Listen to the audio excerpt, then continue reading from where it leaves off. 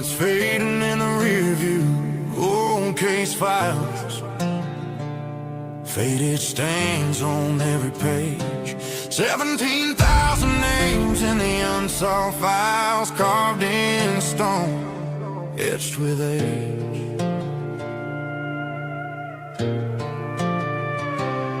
A file cabinet overflows at the seams. The family's holding on to what they can.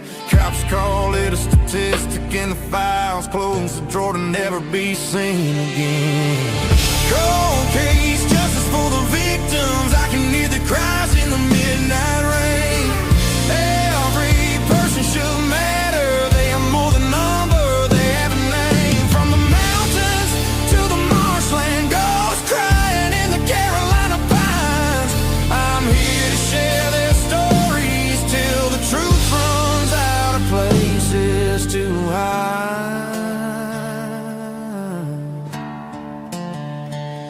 Rusted bowl on the lock of an evidence freezer. Boxes stacked like a house built to paint.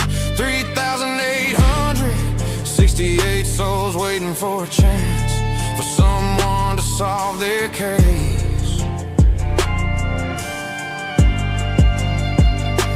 It takes time, takes hands, takes hard-earned dollars, but the tax cuts deep and wonder why it fails. You can't catch what you won't go chasing. You can't help if you won't go down these trails. Cold case, justice for the victims. I can hear their cries in the midnight rain. Every person should matter, more than a number. Every person got a name. From the mountains to the marshland, ghosts crying in the Carolina pines. I'm here to share their stories till the truth runs out of places to hide.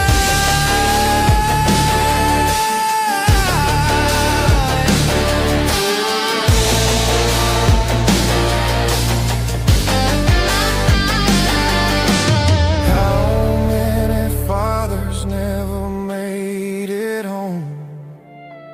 How many daughters never made it home? How many mothers never made it home? How many sons never made it home?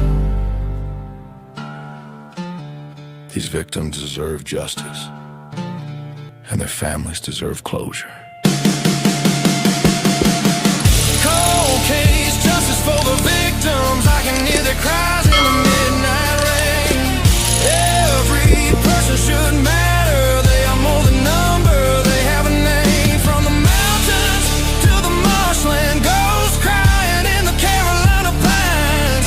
I'm here to share their stories till the truth runs out of places to hide.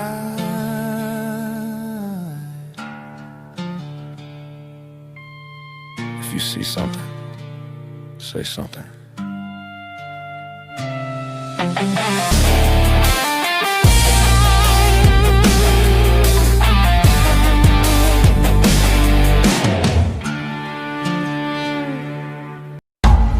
Warning. This episode contains content that may be disturbing or sensitive to listeners. Discretion is advised.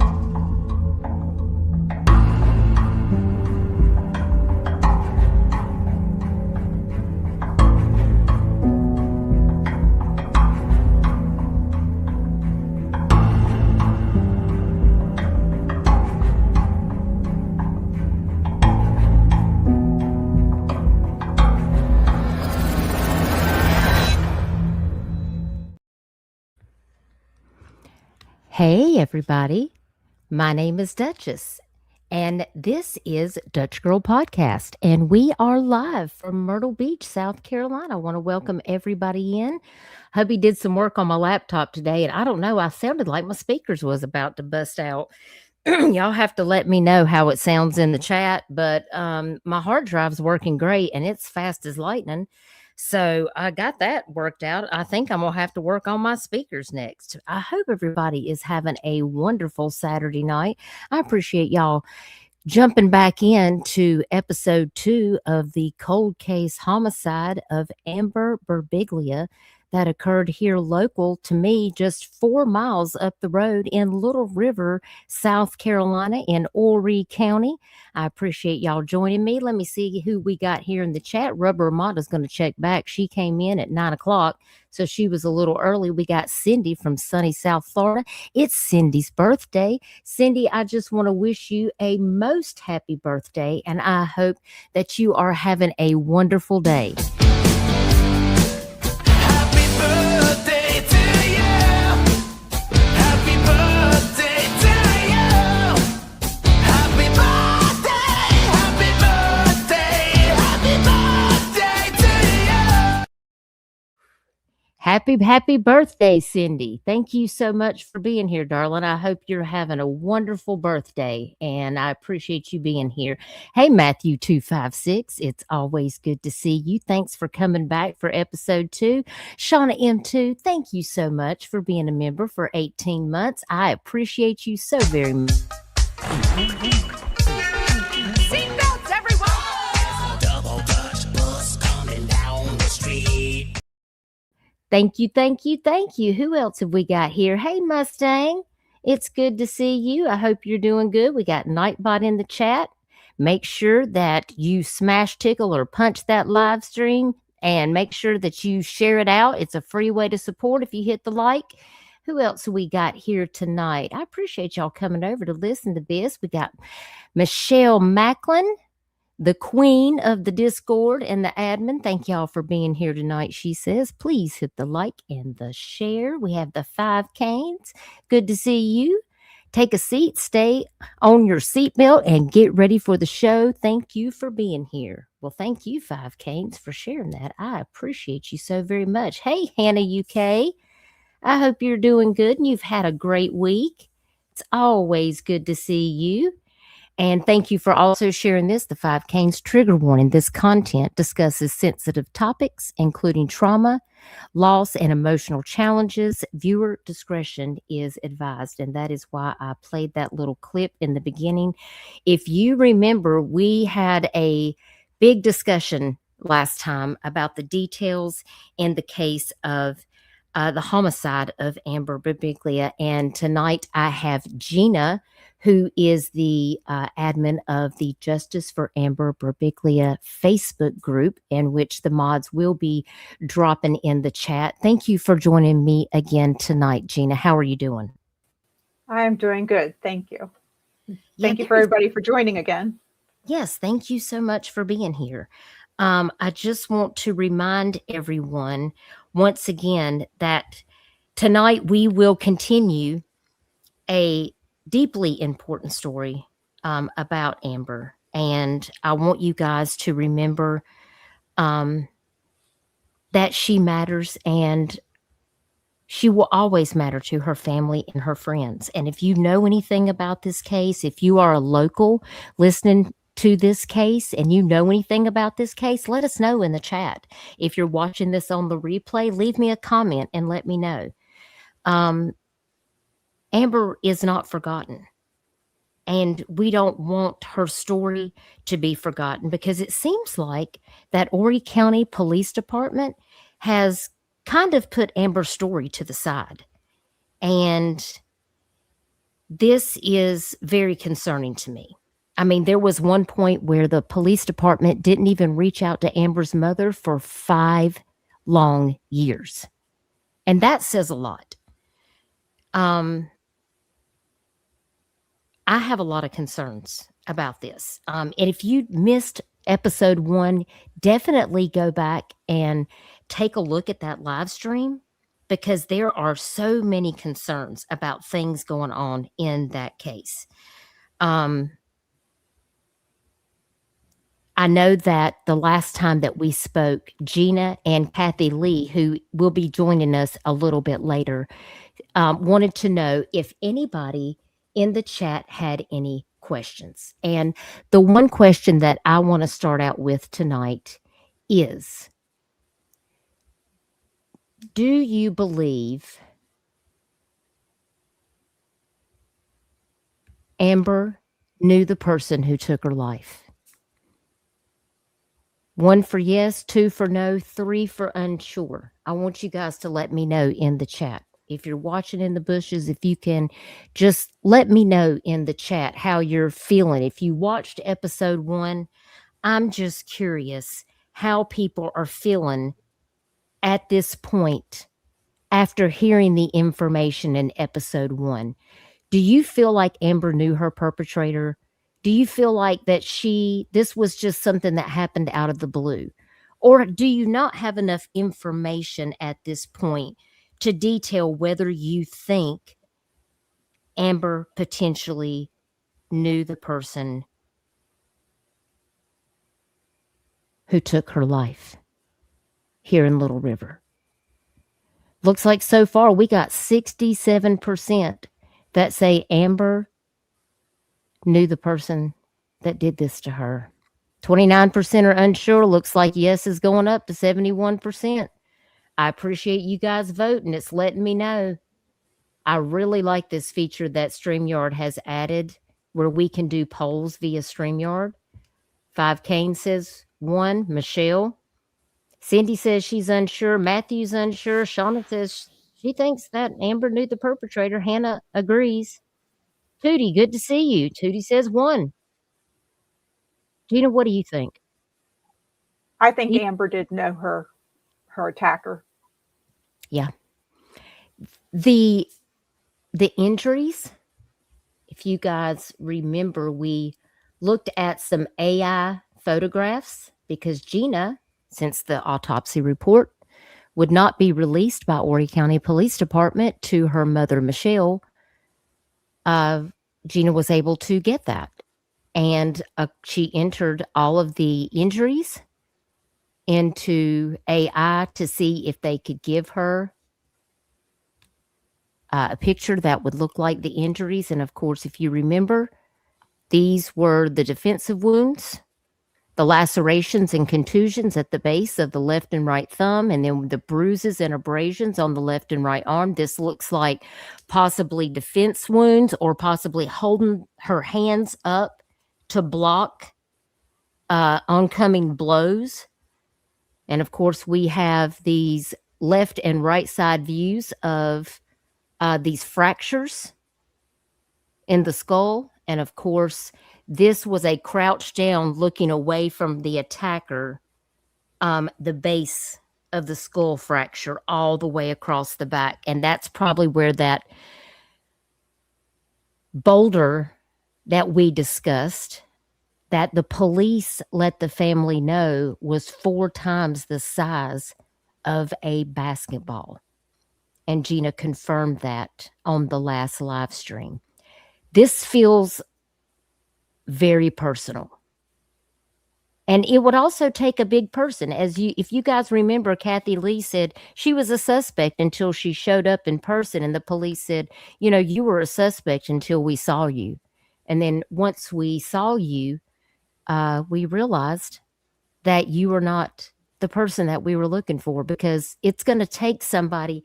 I think my husband actually looked up what something would weigh if it was rock or concrete 4 times the size of a basketball. And the Duke, how much was that going to weigh? It was going to weigh between 100 to 110 pounds. 100 to 110 pounds, y'all. What I asked was something 4 times the size of a basketball in concrete. What would that weigh? Because in that area, there was a lot of construction and broken pieces of concrete around in that area at the time. And that's what it came back with. Very interesting. Thank you, Duke, for just looking that up. What do you guys think about that? And Cindy says, and Amber was tiny as well. Yes. She's a petite woman. This seems very brutal, and it would have to be someone, a man, I would think. I mean, how do you pick something up and then, this had to be more than one blow, in my opinion. And Hannah says, in my opinion, it doesn't take a large larger person in a psychotic rage, people can be extremely strong. That is a very fair point, Hannah. Yeah, Michelle, it would be very heavy for sure. So before we continue, I just want to make sure that we remember to recognize Amber as a daughter and a loved one and someone who mattered deeply to her friends and her family. And that Amber is not just a headline. She is not just a story. And she is someone who would still be here if someone had not taken matters into their own hands. And we don't know all of the intricate details, but there's a lot of details that the public was not told. And we're going to talk about some more of those details in tonight's live stream that Gina and Kathy Lee wanted me to make sure that they got a chance to tell the things that a lot of people are not aware of. So just remember to acknowledge that it's possible that Amber's friends and family that know her are listening tonight. And I just want you guys to know this space is being held with care, respect, and compassion. And I ask that you please be respectful to my panel guest and please be respectful to each other in chat. Because the impact that we have here is important. And I just appreciate you guys being here and allowing Gina and Kathy Lee, when she joins us, to be able to share their thoughts and the things that have happened in this case that we have no idea about, because it's going to be 13 years, y'all. On May the 3rd of 2026, it will be 13 years that this case has gone unsolved. And you guys know how I do.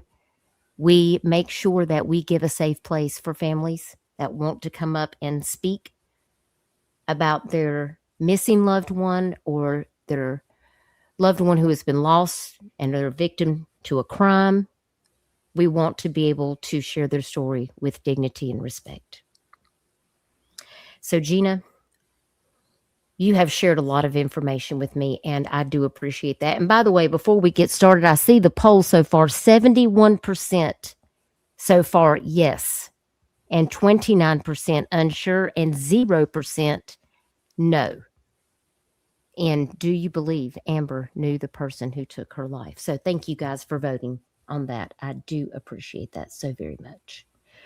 So I'm going to hide that for right now, and we will continue forward. Gina, is there anything that you want to say before we get started in looking at some of the photographs and some of the screenshots that I want to ask you questions about? Not off the top of my head, but I really want to just say thank you very much for having us on and for letting us tell Amber's story, and being a resource for me in Myrtle Beach, in the North Myrtle Beach area, because I don't live in South Carolina. I am in Pennsylvania, and I do travel back and forth from South Carolina to PA just because I have family there. So thank you again, Dutchie, so much. I can't thank you enough. You are so very welcome, Gina. It's my pleasure to be able to give you a space to share what you know, because maybe if there are locals that were around, back in the day, and maybe it will encourage someone to come forward and share what they know. Because how else will this case ever be solved? After I went back and I watched parts of episode 1, I think the thing that resonated with me the most is that this case is solvable, except for I just have to wonder, which I did have a comment under the live stream from someone named Lola Wants. And Lola, I don't know if you're out there listening, but I do wish you would come into this live stream and talk to us, because it sounds like that you know a little bit about what we're talking about. Lola said that she too had also heard that the police think they know who did this to Amber, but they just don't have enough evidence to prove it, because circumstantial evidence is not going to go very far in a courtroom. And they need more evidence. They need witnesses. That DNA is very, very critical. So remember, if you have any information, don't send it to me. Call Horry County Criminal Investigation Division, call Crime Stoppers, call SLED, call someone who can take that information down. And then you can reach out to the family. If you want to contact Gina, hopefully the mods will be able to drop the Justice for Amber Berbiglia Facebook group. You can always send her a message too, but always reach out to law enforcement and report what you know. It's never too late to come forward with information that you think is important. And that brings me to some of these messages that you shared with me that you have received about Amber's case. And so I just want to go over some of the information. Now, this first information that we're going to share is some of the things that we talked about in episode 1, because I wanted to kind of walk it back just a little bit for people who may not be familiar with Amber's case. If you want to go look at any of the links that we looked at last time, they are in the description of this video, and so is the Facebook link for Justice for Amber. So if you want to go to the description of the video and take a look at any of those, you can certainly do that. But if you remember, we had reviewed a Sun News article, and that is also in the description, of how Amber was soon to be married. And they interviewed her mother last May at the 12-year anniversary. And we talked about the events of this case that took place on May the 3rd of 2013. And that is when Amber's 23-year-old body was found by mudboggers outside her vehicle on Old Sanders Drive near the Robert Edge Parkway overpass in North Myrtle Beach, South Carolina. And she had been beaten to death by a large boulder that is 4 times the size of a basketball, according to police. And they also told her mother that she tried to run before she was killed. And because her body was still warm, her killer was believed to have left the scene just a short time before her body was discovered, and police arrived on the scene where her car was still actively running when they got there. But that person has never been found. And her mother, Michelle, said that she could accept her daughter's death if it was an accident, but that is not the way that Amber died. She died in a very heinous way. And it had rained earlier that day, and it was very muddy. And of course, that area does look very different than it does today, because they are actually developing a whole neighborhood of houses back in that area. But when those teens were walking around the car and found Amber, she was found lying face down outside of her vehicle about 20 feet away with her cell phone just a few inches away from her hand, and her body was still warm. In fact, the police stated that she had one faint heartbeat, but they did not do CPR to revive her. North Myrtle Beach was the first to arrive on the scene, and after receiving that 911 call, but unfortunately,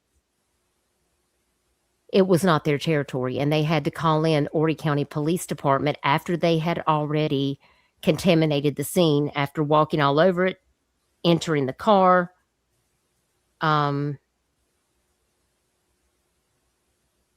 Nothing has been done in this case. And of course, it was discovered that Amber had died from blunt force trauma, and it doesn't appear that she was robbed, and she was not sexually assaulted. Now, one of the teens did report seeing a man in the area, and it was supposedly a black male that was leaving the area with dreads, but that person was never found. And it seems to me like those kids going back there might have interrupted the commission of a crime. So that is why these stories are very important. And I see we have Kathy Lee. Hold on just one second. Hey, Kathy, can you hear me? I can hear you. Can you hear me? I can. Thank you for joining us. It's good to see you. How are you? Thank you. I'm doing pretty good. I just walked in from a little recital. Okay. Well, I'm glad that you are able to join us. Thank you. let me go over here to the chat. Let's see. Hey, Lindsay, it's good to see you. Thank you for being here. Michelle said you have to accumulate a lot of circumstantial evidence for it to add up and get a guilty verdict. Yeah, that's exactly right. And we don't want to do anything in the terms of double jeopardy. You know, that's sometimes they don't have enough evidence. They feel they can get a guilty verdict. And so, unfortunately, that means there is a murderer that is going free. And that doesn't leave me feeling good because this happened 4 miles from our house. So it is concerning. That takes me to the series of screenshots. This first one here, we talked about some of this on episode 1, and I just want to revisit this. This is information that her family is well aware of, and you guys have asked me to share. So I highlighted some of this because I wanted to make sure for all of my Dutch Bus Pass members that are here with their notepads and pens. Amber picked Eddie up as a hitchhiker walking in the rain while on her way to work at Overtime Sports Bar one night, and a friendship pursued. I think you guys remember Kathy Lee having concerns about Amber being naive. And, you know, she just stopped and picked up somebody on the road that she didn't even know and let him into her car. Anything could have happened to her. The other thing that was very interesting is that Eddie was also Amber's dealer. He sold her pills. And Eddie told you, Kathy Lee, that Amber wrote about him in her journal. Can I ask how that conversation came about? What made Eddie tell you that? Well, it was the night. Well, the day that after she was murdered, I'd gone to his house that morning, and I'd already been to the police station and did the DNA testing and all that stuff. But then, remember, he wouldn't answer his phone. So I said, look, you better go down there now. And I thought it was weird he wouldn't answer, because being such a close friend, when they asked me to come, I was like, absolutely, right now. So I thought it was weird. But once he went, I went home. And then when I got home, that call where he said, I need you to come over right now. And I told him no. And he begged and he said, look, I need to tell you something. I need to tell you something. And I said, fine, I'll pull up in your driveway. So when I pulled up in the driveway, the first thing he said to me was, they think I did it. And I looked at him and I said, that's crazy. You're her friend. Why would they think that? He said, Kathy Lee, you don't understand. We had something going on. She wrote about me in her journal. They had the journal. They know we had something going on. That's how it came up. Okay, thank you for sharing that. Mm-hmm. And also, it says here, hang on one second, that Eddie told you that Amber and he had something going on. Yeah, he absolutely implied that there was something going on between them, meaning, to me, it meant they were, had something going on, if you know what I mean. That's what he implied, which she had never told me anything like that. Yeah. But he heavily implied there was something going on that I didn't understand, meaning, I know you don't know about this, but we had something going on. Yeah.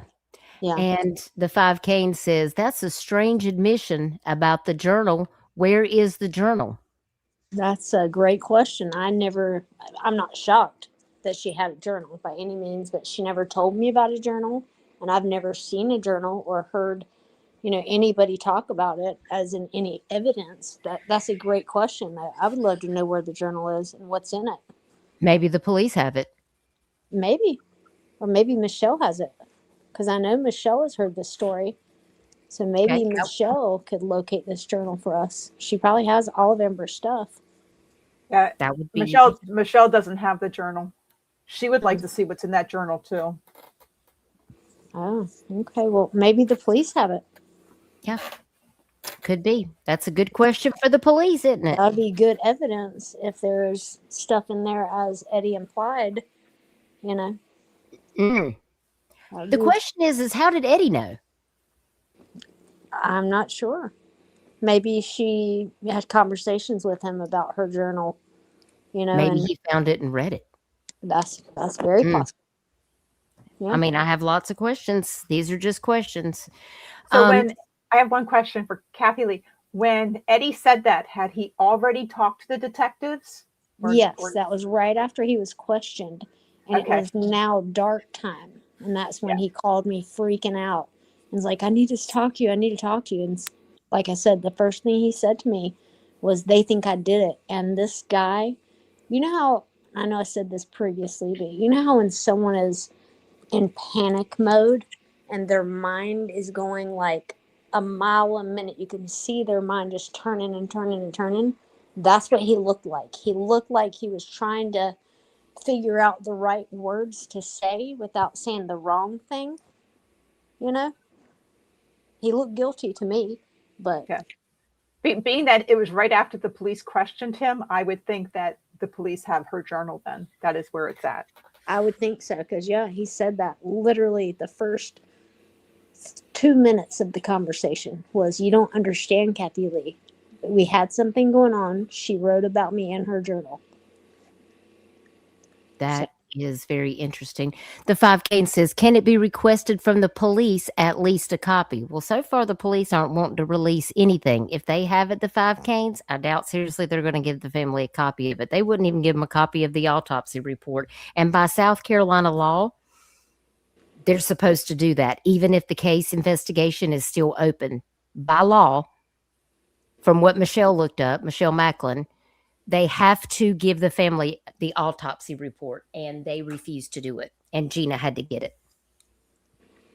Yep. So I'm not going to bank on the police in Horry County doing anything.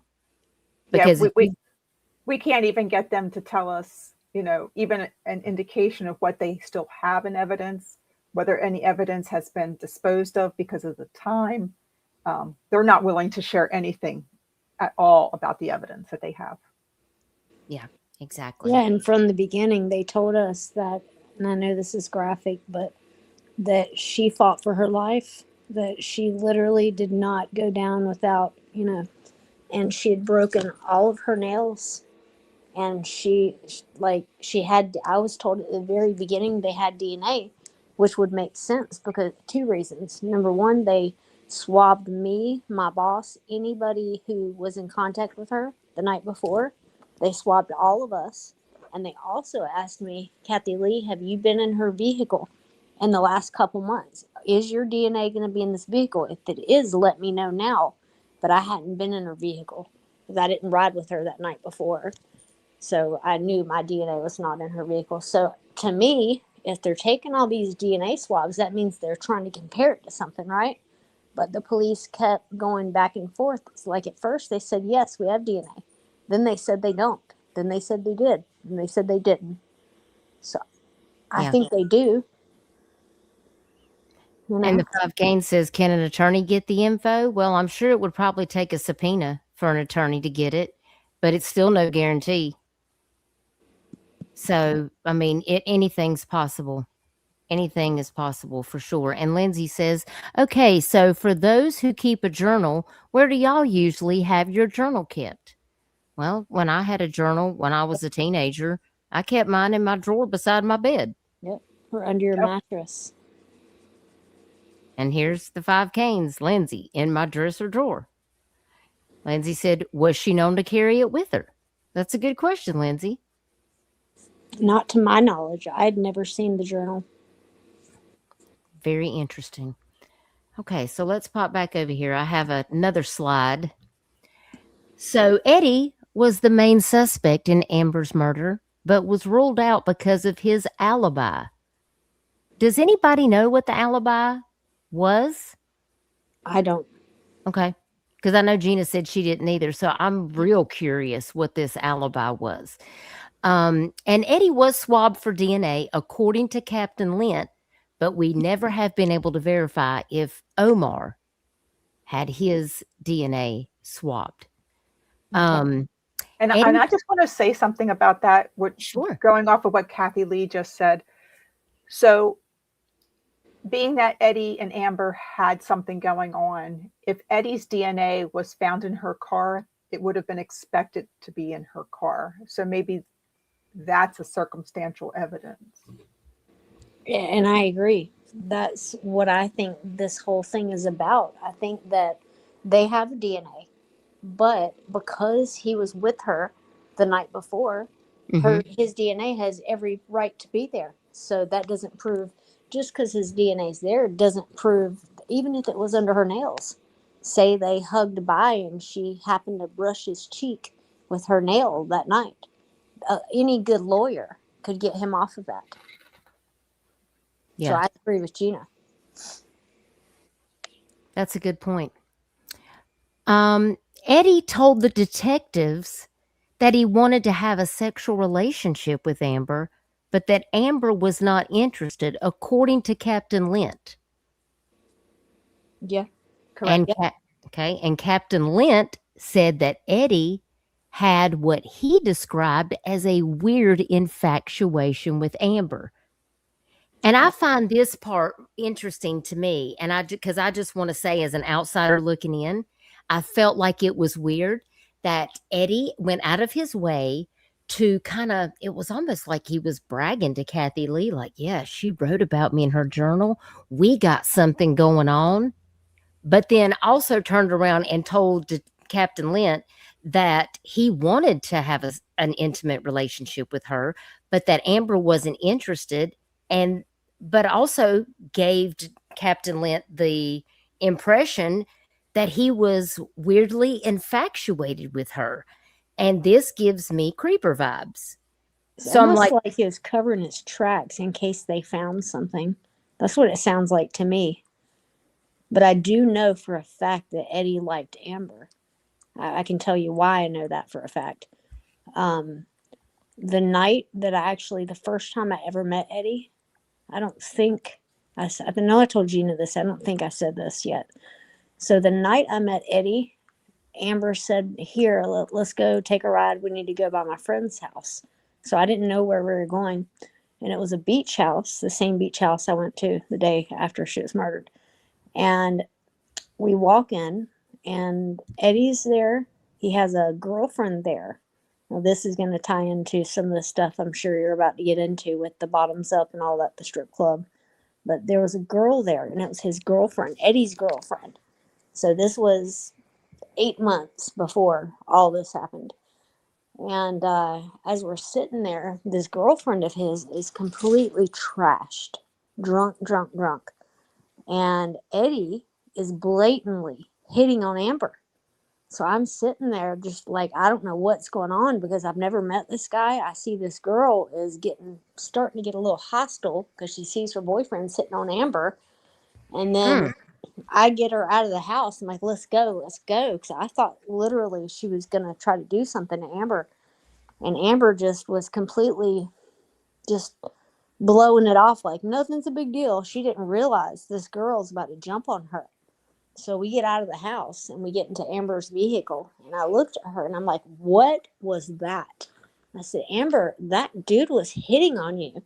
And she said, yeah, well, he's harmless. He does that, but it doesn't mean anything. So I witnessed that. I know for a fact he liked her. Yeah.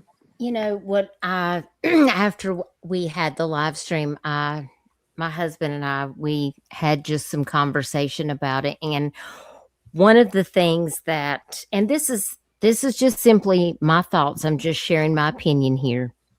I've often, since this live stream that we've had, 2 or 3 times I've sat back and the same thought process, I've had this 2 or 3 times now when I'm thinking about this situation with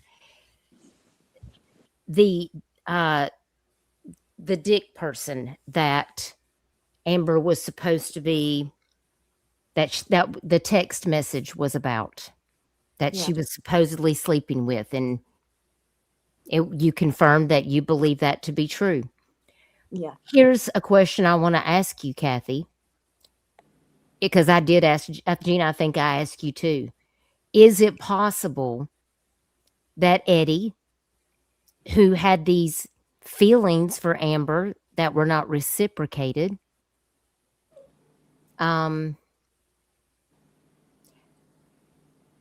Eddie hung out at Overtime Bar, right? Right. He Okay. did. Well, so did Dick. He Yep. was a regular at the bar. So, what if they're just hanging out, drinking at the bar, and Dick casually mentions that he and Amber are in an intimate relationship or they have been intimate? And that infuriated Eddie. I've often wondered if that was the result of the argument that took place at the 810 bowling alley the night before the homicide. Yeah, I would agree with almost every part of what you said. I think that I mean she texted me, "Did you hear I was sleeping with Dick up at overtime?" So that means she to me that means she thought it was going on overtime and wanted to know if I had heard that. So I do not think that Dick, I'll leave out the last, that Dick would have said anything to anybody because he was scared. So, but do I think that somehow Eddie could have found out and that's why she texted me that? Absolutely. And do I think that, the argument broke out about Dick at the bowling alley? I'm not sure, but I do know she was showing her wedding dress fitting.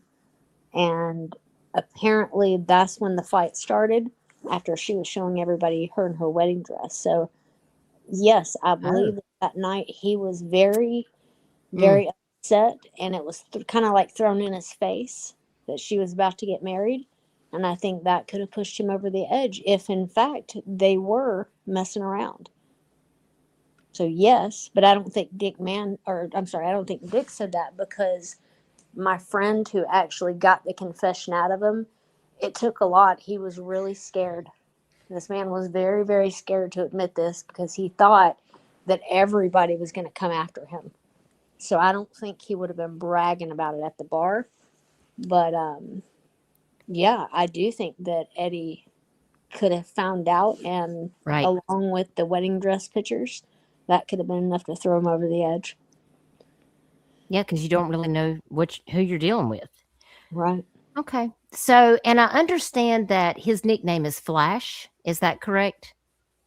That is correct. Okay.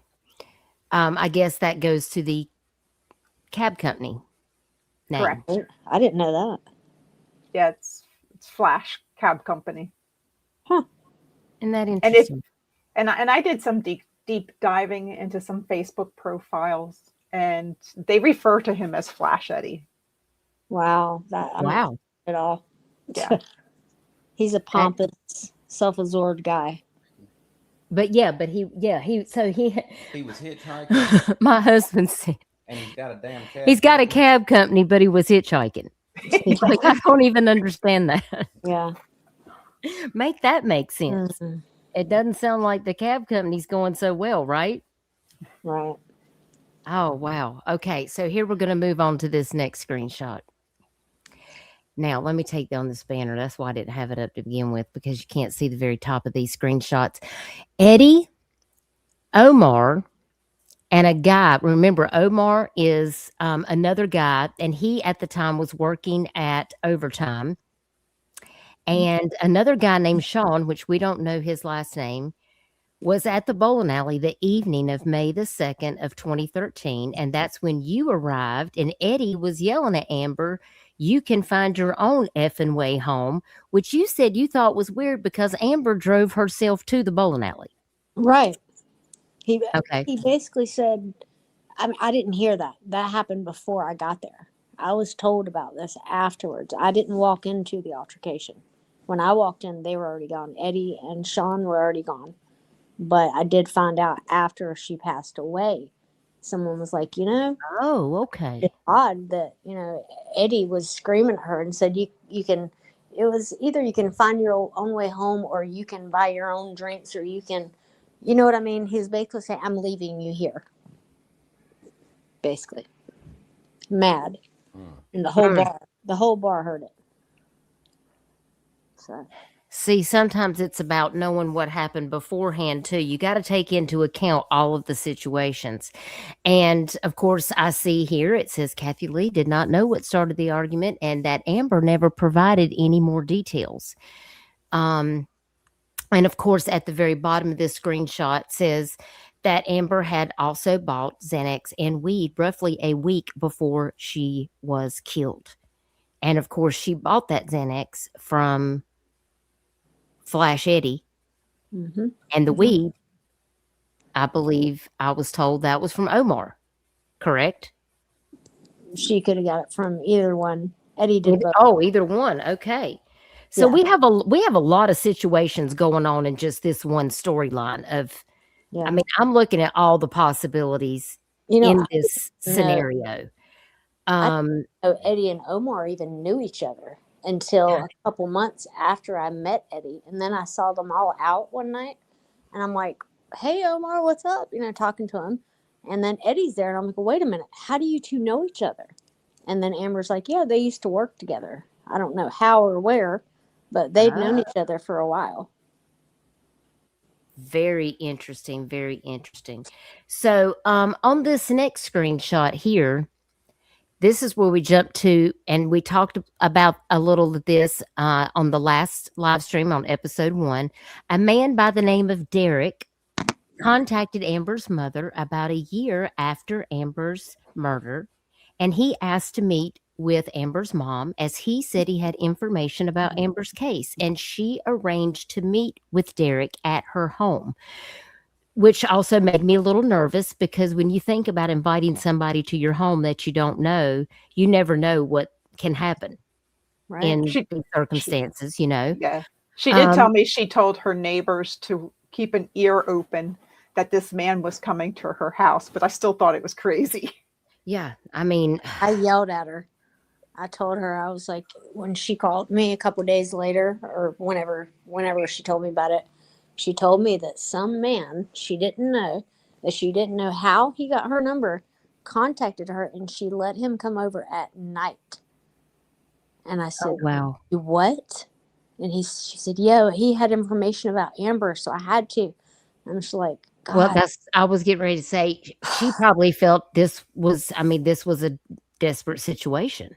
Yeah, but And sometimes people may not make the best decisions in those moments because all she can think about is, I need to find out what happened to my daughter. Right, and I get it. It's just dangerous. Yeah, it definitely. Yeah. Scary. Definitely agree with that. I live here, and I don't like to go out peopling very much because there's a lot of crazy people down here right now. Yeah. Like just this week, it's just been wild down here. Now, Derek told Amber's mother about a conversation about a stripper by the name of Coral that told him that she had overheard while she was working at Bottoms Up Gentlemen's Club about these three people together. Yeah. Right here. The dancer named 3 men having the conversation that she overheard that was involving, apparently, this must have been something about Amber. Yeah. And this conversation was Flash Eddie, Omar, and Sean. Now that's pretty bizarre. How's a man that's this is a white Caucasian man. He's driving a white utility truck. Michelle has no idea who this man is. He tells her this information and then tells Amber's mother that he would not talk to the detectives as he did not want to get dragged into this case. And then if we pop back over here to this one, you can see here the information. Michelle turned that over to detectives working Amber's case. And when the detectives contacted Derek for questioning, he told them he did not know Michelle and had never contacted her or met with her. But obviously, Gina writes here, this was not the truth, as Michelle had his phone number and name to give the detectives stored in her cell phone. Yep, that's correct. Y'all, this is Well, I have bas- so many questions at this point because, I mean, I'm inclined to believe that this story could should have definitely been true because it sounds like that. I mean, because why would Derek go out of his way to go to a woman's house that he didn't even know if he didn't think that there was some merit to this? And clearly he doesn't want to get caught up in it because he probably doesn't want them to come after him. exactly. Yep. So the way, just to clarify the situation, there's actually two different or three versions of this. So the first thing he told Michelle was he was at Bottoms Up.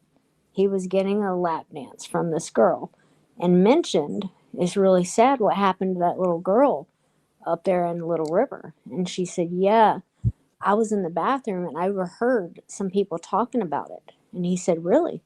And she said, yeah. They said that she wouldn't keep her mouth shut, so he had to kill her. No That was what she supposedly heard. And then Gina had to way. help me out with this.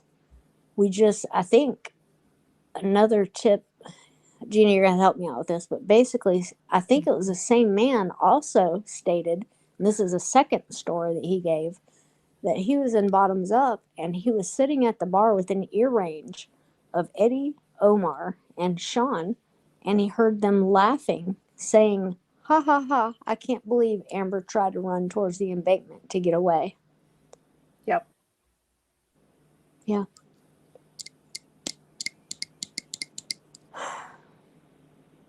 That is mind blowing to me. Yeah. And there was one other same story, but it came from Ori, Georgetown. I heard it like 10 years ago that it was rumored that one of the teachers was either in the middle of class and overheard some students talking about it, or they were at one of the local little pubs there on Highway 501 and heard students talking about it. And they said the exact same thing, that she wouldn't keep her mouth shut, so he had to kill her. Oh my word. And did this information get reported to the police? Yeah. Yeah. Yes. I think the teacher reported it. And of course, Michelle reported it. But the guy, as you just stated, is now saying he didn't say any of this and he doesn't even know who Michelle is. So it seems like you said he's scared they're going to come after him, or maybe he was threatened. It's Who very, knows? very possible. Yeah. Okay, so let's go on to, I know, Cindy, poor mama. It is so sad. But sometimes that's what happens. People don't want to come forward because they think somebody's going to come after them. And so, And I would agree with you 100% on that, because when I was down last year for Amber's memorial, and like I said, I was walking the streets at North Myrtle Beach, I had my shirt on with Amber's picture on it. But where I was staying at, there was actually two people who worked there who knew Amber. In fact, the one girl told me that she was actually with Kathy Lee and Amber at Molly Darcy's. And the minute you would even start to ask any type of questions, they shut down, completely shut down. Yeah, Omar's not someone that you want. I am way far away from the situation now, but there's even one of Amber's really good friends that was heavily involved in trying to do what we're doing right now. She is now mute and silent because she's scared. Yeah. Like, she will not talk to anybody now. Everybody's scared. And there's another thing I'll throw in here. Um, Scott, my boss, that received the same text message mhm. about 6 months ago. I remember calling Gina right when it happened. We were just chatting on the phone, and we were talking about Amber, and I told her about things we've been doing, the Nancy Grace and all that. And he said, I was down at Oscars. Now Oscars is where Omar worked right when this happened. Okay. So, and it happens to be right like the stoplight after Dodge's Chicken on the right. right Yes, I know exactly where it is. walking distance to his house. He lived right behind 21st Avenue, that gas station. Um, well, Scott told me, he said, I just thought of something. I said, what? He's like, well, I was talking to Aubrey. Now, Aubrey worked at Oscar's with Omar. And he said, I was talking to her and I said, it's crazy. What happened to Amber? And she goes, yeah, people know. And I said, Scott, what do you mean people know? What does that mean? Like that sounds like she knows something. Did you not ask her? And he said, no, I didn't. I was like, how could you not ask her what she meant by that? And then I told the police this at the last May 3rd when Peter, Amber's father, was in front of the detective. I talked to him the night before and I said, look, put them, because they won't call me back. I'm like, put them on the phone with me. And I told them that. They went to this girl and she denies ever. She actually said, I think Gina can back me up, but she said, I don't know why anybody would think I know anything. Yep, When she literally exactly. said, people know. What other else way to take that? People know.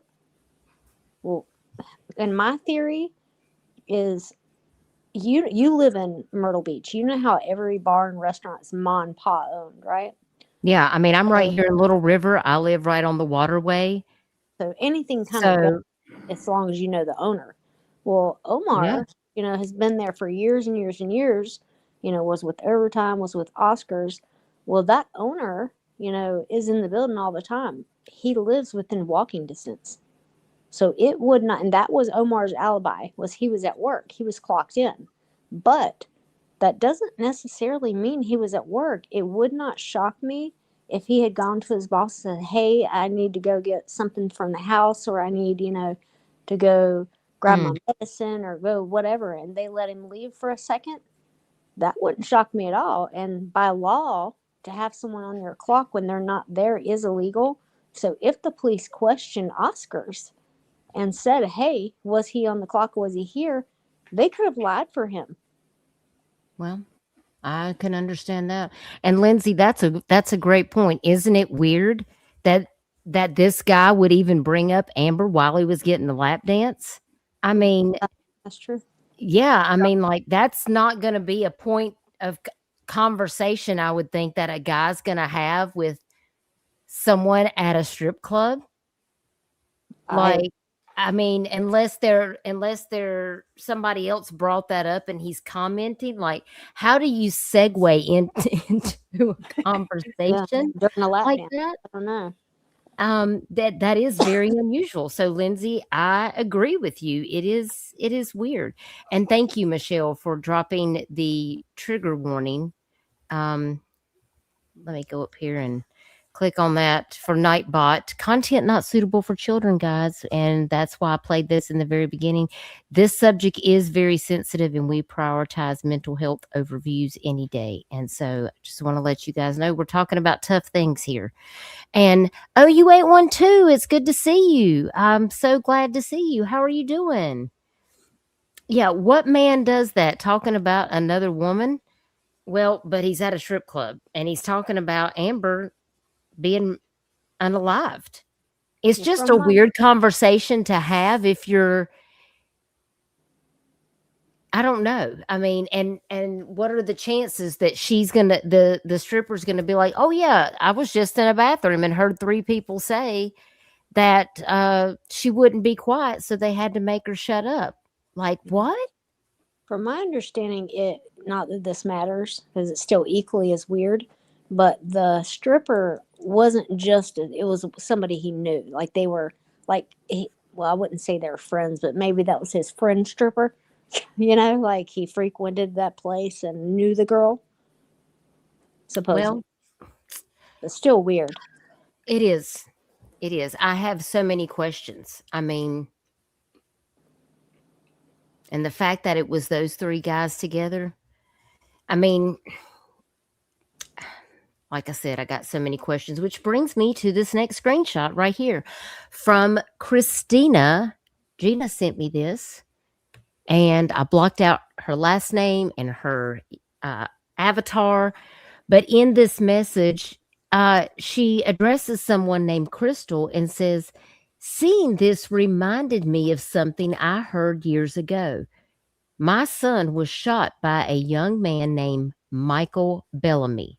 He's in prison now, and I believe that one of the Windy Hill girls came to me and said that she was his girlfriend, the Bellamy boy, and that she was sorry to hear about my son and that Michael had said that he was the one that killed Amber, but she didn't believe him until this happened. Maybe someone can investigate him. He is evil. What can you tell me about what you know about this? So I can tell you a lot about this case. In fact, I have I FOIA'd this. I have both three boys were actually charged. The one was a juvenile. He is currently out. The one boy got life, and Michael Bellamy is due to be released in 2032. So these three boys killed Kelsey Monin and attempted to kill her boyfriend. In fact, the attempt was that they were going to kill her boyfriend, and if Kelsey was with him, then she was just at the wrong place at the wrong time. That's kind of how it went down. And this was about the same time. This was with Brandon Littell. Yes. Okay. Yep. So this was actually 3 weeks after Amber was murdered, less than a mile from where Amber was murdered, along the waterway. And this kind of haunts me because if you've been out to the site, there are like 8 pillars, concrete pillars that hold up that overpass. There is one pillar, which is right next to Amber's memorial, that has gang graffiti on it. It is the only pillar that has anything on it. And it is right next to her memorial. Like they marked it or something. Like they marked it. That is scary. And I think, Dutchie, I sent you some pictures of the memorial. There's a couple pictures. You can actually see that pillar. Okay, I will definitely go over there and look at it. This is the story back from June 19th of 2013. This was after Amber's homicide. HCPD, 3 suspects in custody following a deadly shooting in Little River, South Carolina. There you see the Horry County Police Department. Gosh, that place looks familiar right there, don't it? It's along the waterway. I started to say, doesn't that look like that's right off of 5th Avenue right there? And here is Mike Bellamy right here. Correct. And there's Brendan Littell right there. They captured all 3 suspects and a mother in connection with the deadly shooting. Yeah, the third was a juvenile. His first name is DeQuai. 15. Yeah, 15. Yeah. Wow. Yes. Old Crane Road and Sand Ridge Road. Yes. Yeah, that is actually just 2 streets over from me. That's where this way. The Dollar General across the street. Yeah. That is something else. Yeah. At the Kangaroo gas station on Highway 90 in Little River. That is literally right up the street from my house. I mean, I could walk there right now. So Kelsey's sister reached out to me on my Justice for Amber site, and her and I, we've actually met in person, and we've talked about Kelsey's murder. And she provided me a lot of information on the files that happened during the court hearings. And Michael Bellamy's girlfriend at the time does say that part of the initiation, so he was trying to start a gang, was that they had to kill 3 people. Yeah, a lot of times there's gang initiation for sure. And she does say, when she was interrogated by the officers, that he told her that he killed somebody, but in her deposition to the police, she does not spell out that he says that he kills Amber. But she does tell them that was part of the initiation, is they had to kill 3 people. Wow. OU812 says, did the stripper possibly know Amber? I think we had discussed that Amber was actually seen at Bottoms Up at one point. Is that true? She Yeah. was, yes, having a drink at the bar. So it's possible that she could have known Coral or other people that went or worked there. I mean, Yes. it's not Very, unheard of. very possible. I can't remember who told me this. I've spoken to so many people trying to figure this out. But I was asked if I knew if Amber would frequent Bottoms Up. And I told whoever asked me, I think it might have been a cop, that I wouldn't know because I can't go into a strip club. I just can't do it. So I'm kind of against that kind of thing. So, Right. but they told me that Amber had been seen there numerous times, and she would always sit with a bunch of her friends, quote, and they were all light skinned black guys with dreads. So there's another connection. So it's possible she did know that stripper. That is very interesting. And Cindy says here, the underbelly of drugs, strip clubs, and gangs are often intertwined so much it's hard to say where one ends and the other begins, in my opinion, and life experience. Cindy, I have to agree with you because when people come here on vacation, it's almost like they say, well, we're on vacation. We don't have to have any rules.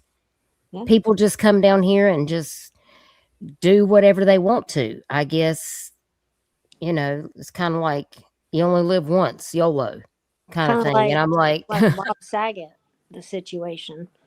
it's really sad. Yeah, Bob Saget came to Florida. I actually met him 2 weeks before he passed away, and he was down there partying and got some bad stuff, and that's how Bob Saget passed away in his hotel room.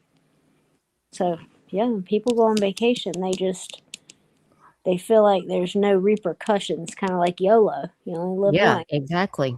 And Yeah. that's how it is down here. I mean, people are just wild running down the streets. I mean, that's why I just can't be peopling down here. It just gets too crazy. That's why I'm glad I'm on the north end because I Yeah. don't think I could live down in central Myrtle Beach. So that brings me to this next screenshot of information. And guys, listen, if you have questions in the chat, Kathy and Gina said they are happy to answer any questions that you have. So please feel free to ask any questions that you guys may have.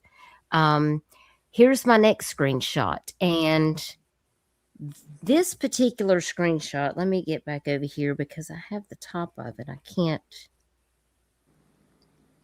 see it. I want to go over to the one on my phone. I tried to blow these up so that the chat might be able to read along easier. Because if you're like me, I can't see without my glasses. So if I go over here, this post came from somebody, and it basically is stating that, and I think this must have been from the neighbor. Yeah, I live, this is from Donna, the neighbor that lived above okay. Amber. So she says, I lived right above Amber at the time. She was a quiet neighbor until that day. I was home at approximately 3:45. I heard her scream at someone, "What are you doing here?" Then there was some voices. I was sitting at my desk next to an open sliding glass door. I remember thinking, who could have entered her unit without her permission? I started to call the manager's office and realized they often left early on Fridays. I didn't know what happened to her until a couple of days passed when I went to the parking area and saw all the crime scene tape. Her mother and aunt were coming out of her condo, and I asked them what happened, and I told them what I had heard, and then called the police, who I don't think even wrote a report. I certainly never heard from them. The area where she was murdered is not known for drugs or crime. It was the first turnoff of Highway 31 and on the same road as Time Warner where she was seen paying her bill. The only people who had access to keys to enter her condo would be the maintenance man, Roger, and I need to take these comments down so I can read this part, who was a former junkie who got into everybody's business. His son and brother, who was an ex-con, had also moved into a condo across from our building. The brother was creepy, to say at the least. I know what I heard that day, and I still think the maintenance guy and his family had something to do with it. This took me on a whole tailspin because, oh no, we have a whole nother set of people Yeah. coming Yeah. into the picture. And then it says they showed up at every memorial, which I always thought was very strange. They couldn't have known her that well. I had given this information to her sister. I can't believe it's not solved. And why haven't they done DNA search? There was DNA on her. Such a horrible thing. I moved to another condo as soon as I could after receiving an inheritance and took a big loss on my condo at that property when I sold it. But it was worth not being around that criminal element for my safety. It's time the police solved this murder. So if you guys need to screenshot that in the chat so you can keep this in your little notebook, you need to get your screenshot now, because this took me for a loop. So that was one of my next questions, because I see Roger becomes a source of topic when we're talking about some of these other. This is another post from Donna in regards to that same thing. What can you guys tell me about Roger and his brother? Well, Roger has moved into another county of South Carolina. Okay. I can tell you that much, shortly after Amber was murdered. What the brother and the cousin, I am not sure where they're at, but we did turn this all over to Horry County. Donna's the one where the Horry County said that her timeline didn't match. Right. And I Right. think this is because there are other posts that I've seen on like Reddit, where in this instance, she says that she heard at 3:45, which that would be true. That would not match Amber's timeline. I've also seen where she's posted on Reddit where she says it was 3:15. And then I've seen another post on a different blog site where she said it was 3:30. So the timing, I can see where the police are questioning whether or not her story is legit. Because there are three different times Right. that she does mention. Yeah. Yeah. I don't understand why 3:15, she- 3:45. Yeah. That's a huge time difference. Because if it's 3:45, I don't know that she could have made it there. And be found? No.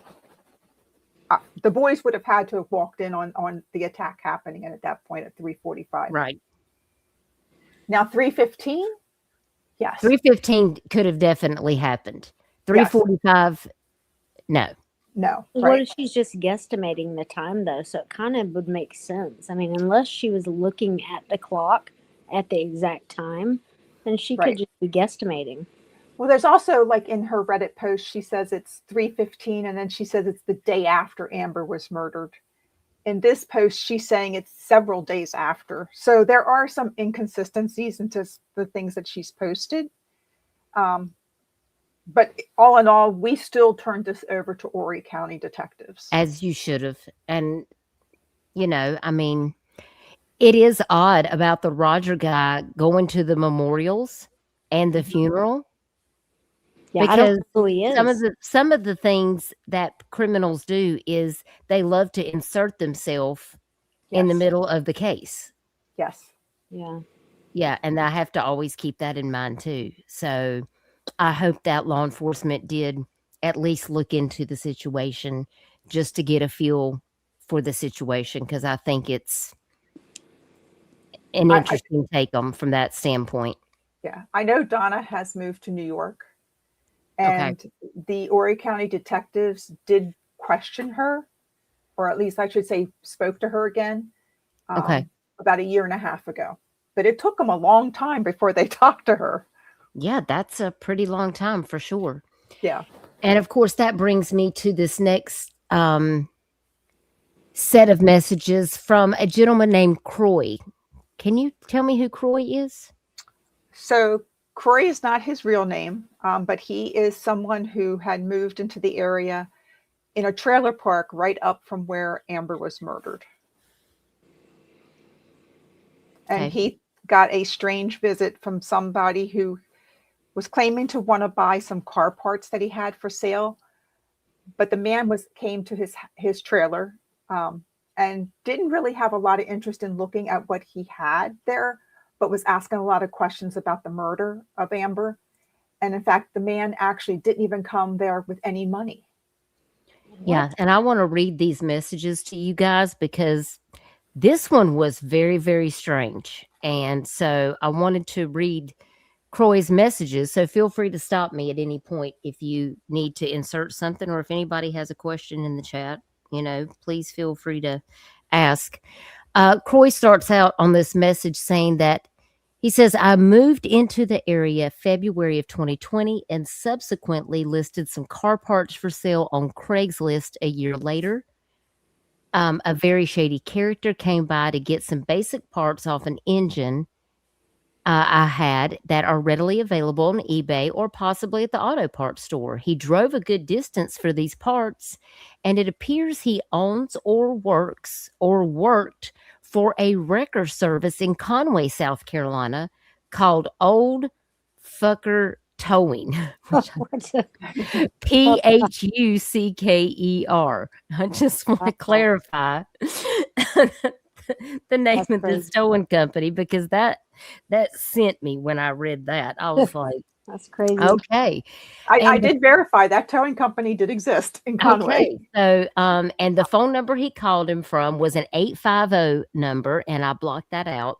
And it says, I'm copying a message I sent to my buddy in Boone, North Carolina about the conversation I had with him. And I wanted to address this earlier, but it was in the midst of a pandemic and I was living in a new area and I wasn't sure of anything or anyone at the time.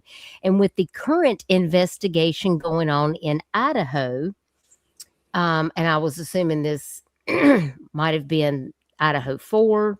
Oh, yeah. I am forced to revisit this again. This guy gave me a terrible impression, and I would not extend him any lack of suspicion.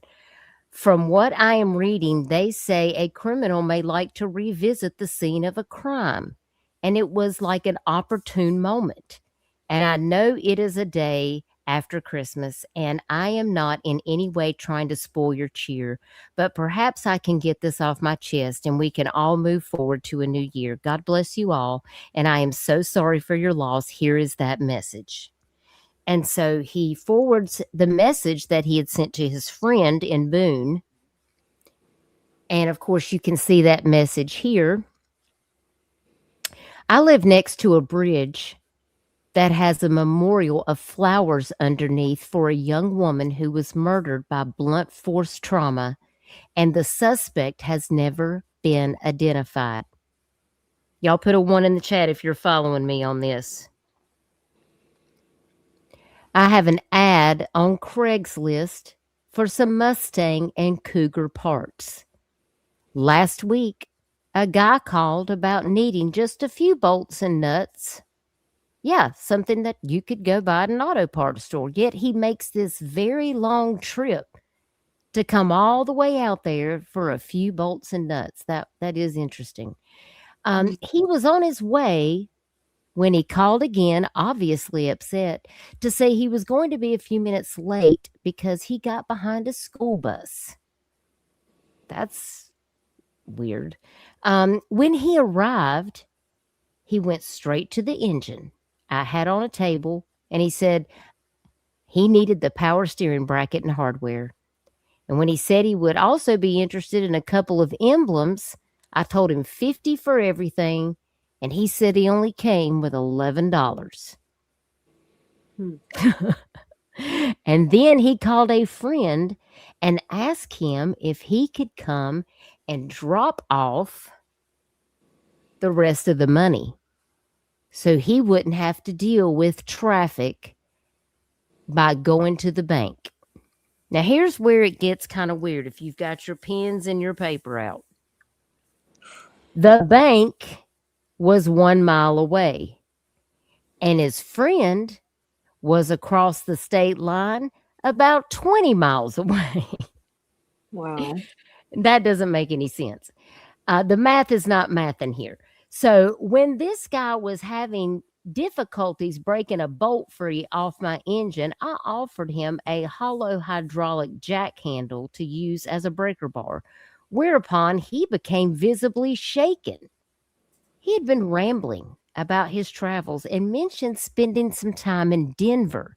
So I asked about Denver, and he said he was traveling through and picked up a murder charge. You don't say. Wow. He picks up a murder charge. He's just, what? Hold on. So he, this is deep.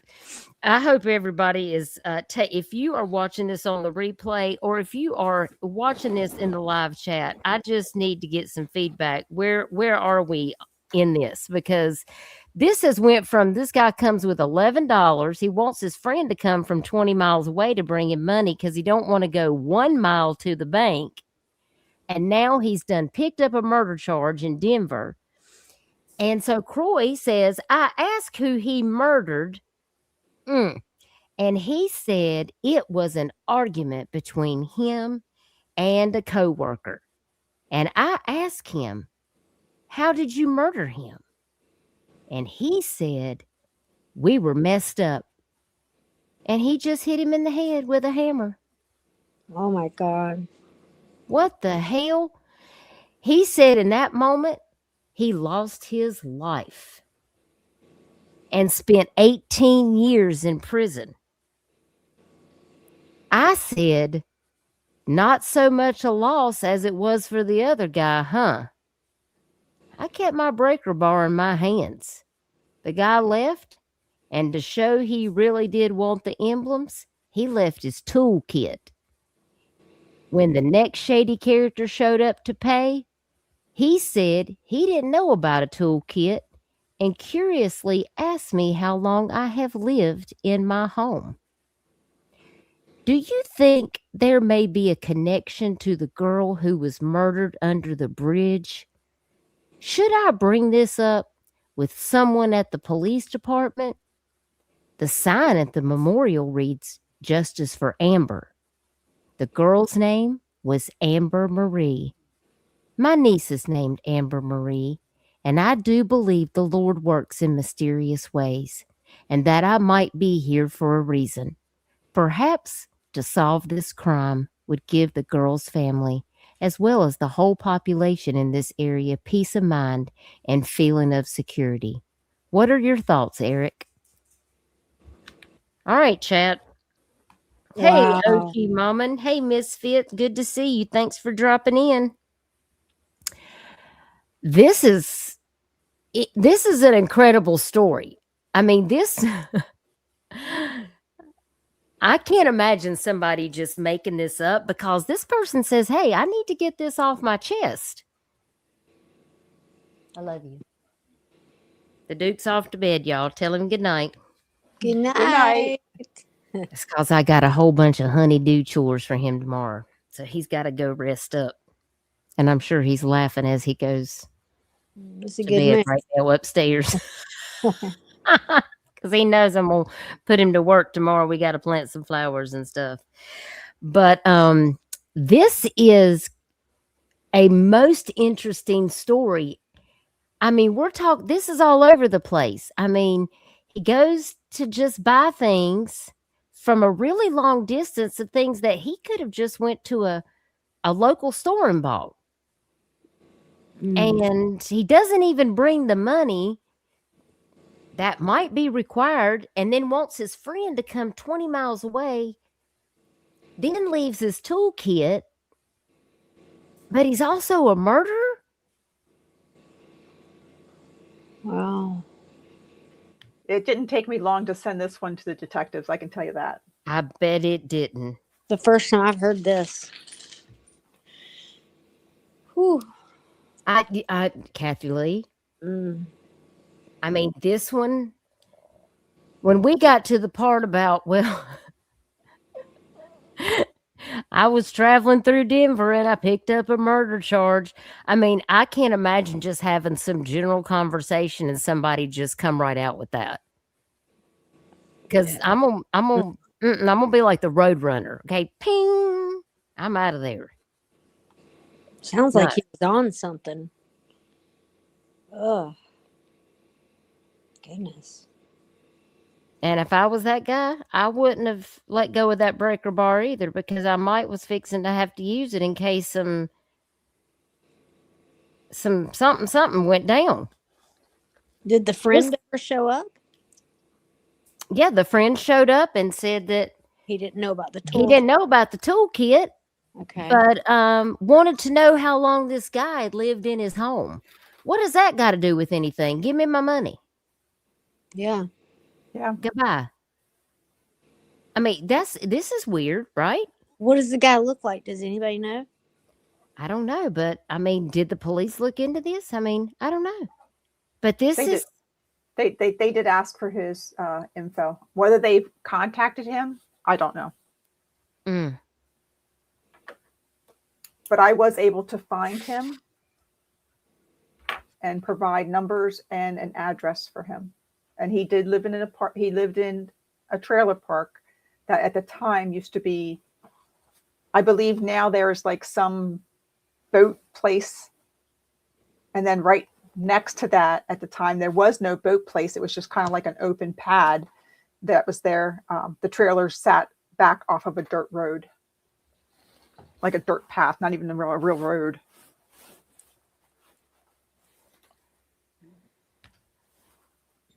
Harley, what you can't come and talk right now, puppy dog. Harley is up here in the microphone. She's trying to say hey to y'all. So Harley, everybody's saying hey. Y'all say hey to Harley. She's trying to come over here and she wants to put in her 10 cents. Michelle says she don't believe in coincidences, especially like this one. And I'm inclined to think that there is something that has happened that doesn't make any sense. And I think the part that got me last time was, Kathy Lee, when you told me that you had actually spoke to Dick and he said that, yes, him and Amber were intimate. That I was floored, because I honestly thought you were just going to tell me that no, you didn't believe this was true. Because after she sent that message to you and your boss Scott, I was thinking, well, she's engaged to Jose. They're going to be married. But then you went in and explained to me how her dad was going to sign for that work visa. Right. And that was the key thing that Changed everything. really kind of changed everything for me, because knowing that Peter was going to sign off on that work visa and that he had to be able to prove that he could take care, somebody has to take care of Jose. He has to be here in the United States for 1 year.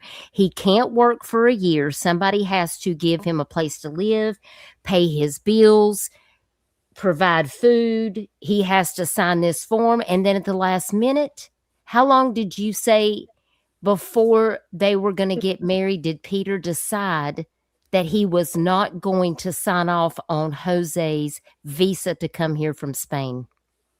2 to 3 months, like right before.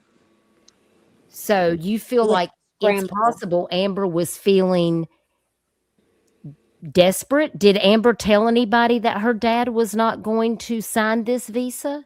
Yeah, she told me. She told you? Do you think? Yeah, because he needed that sponsor. She was upset. She was upset with her father about that. So you think she possibly was going to try to come up with a way to get this money? Yeah, I think that from everything I found out after her passing, that because there's the Dick guy, he's not I don't want to say it went that far with the other stories, but there are other stories similar that Amber had associated with people for money. Oh, wow. Yeah. And I don't know if this means anything, but I remember the police asked me a very specific question. They said, she's only a hostess right now at Greg Norman's. When we went through her closet, she has nothing but designer clothes, all with the tags still on them. Like, how did she get all this money to buy all these clothes? And my response was, well, she shops at Ross. I mean, they sell discount designer clothes. But Mhm. they made it a point to ask me, how did a girl on her salary have a closet full of designer clothes, all with the tags on them? But she loved to go down and thrift shop at, like Oh or yeah. Ross's and stuff. So that was my explanation: is they're not expensive. She bought them at Ross's. Yeah, because TJ Maxx is the same way. They Yeah, have a lot of designer stuff and they have pretty good deals on them too. And sometimes you can pick up stuff down here. I don't know if y'all shop at the G Dub, but that's what we call it down here in South Carolina at the Goodwill. Because down here, when you go to certain Goodwills, where the very well to do people live, that's right. um, I got a Prada purse that's a real Prada purse for $3.50. That's right. And And I that's the I kind of took shop it she I was. took it somewhere and I got it certified that it was an authentic Prada purse, and I still have it, and that thing is so nice.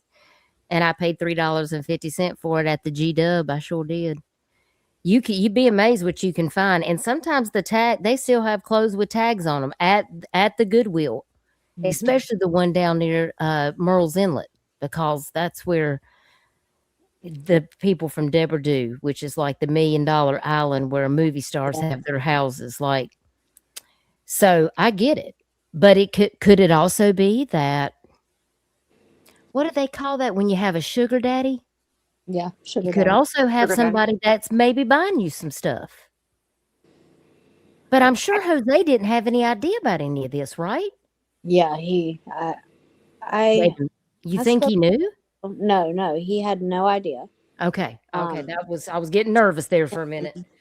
yeah, I spoke with him after she passed, and I did not tell him, some of the things that, I mean, it wasn't my place, you know.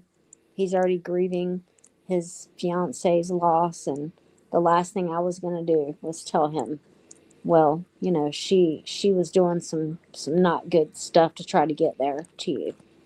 I didn't tell him. So no, he did not know any of this. I could only imagine how that would have made him feel. You Yeah, it was know, I all, mean, that mm, was a huge risk that she was taking trying to figure that out. I mean, I can't imagine what her father how he would feel about that.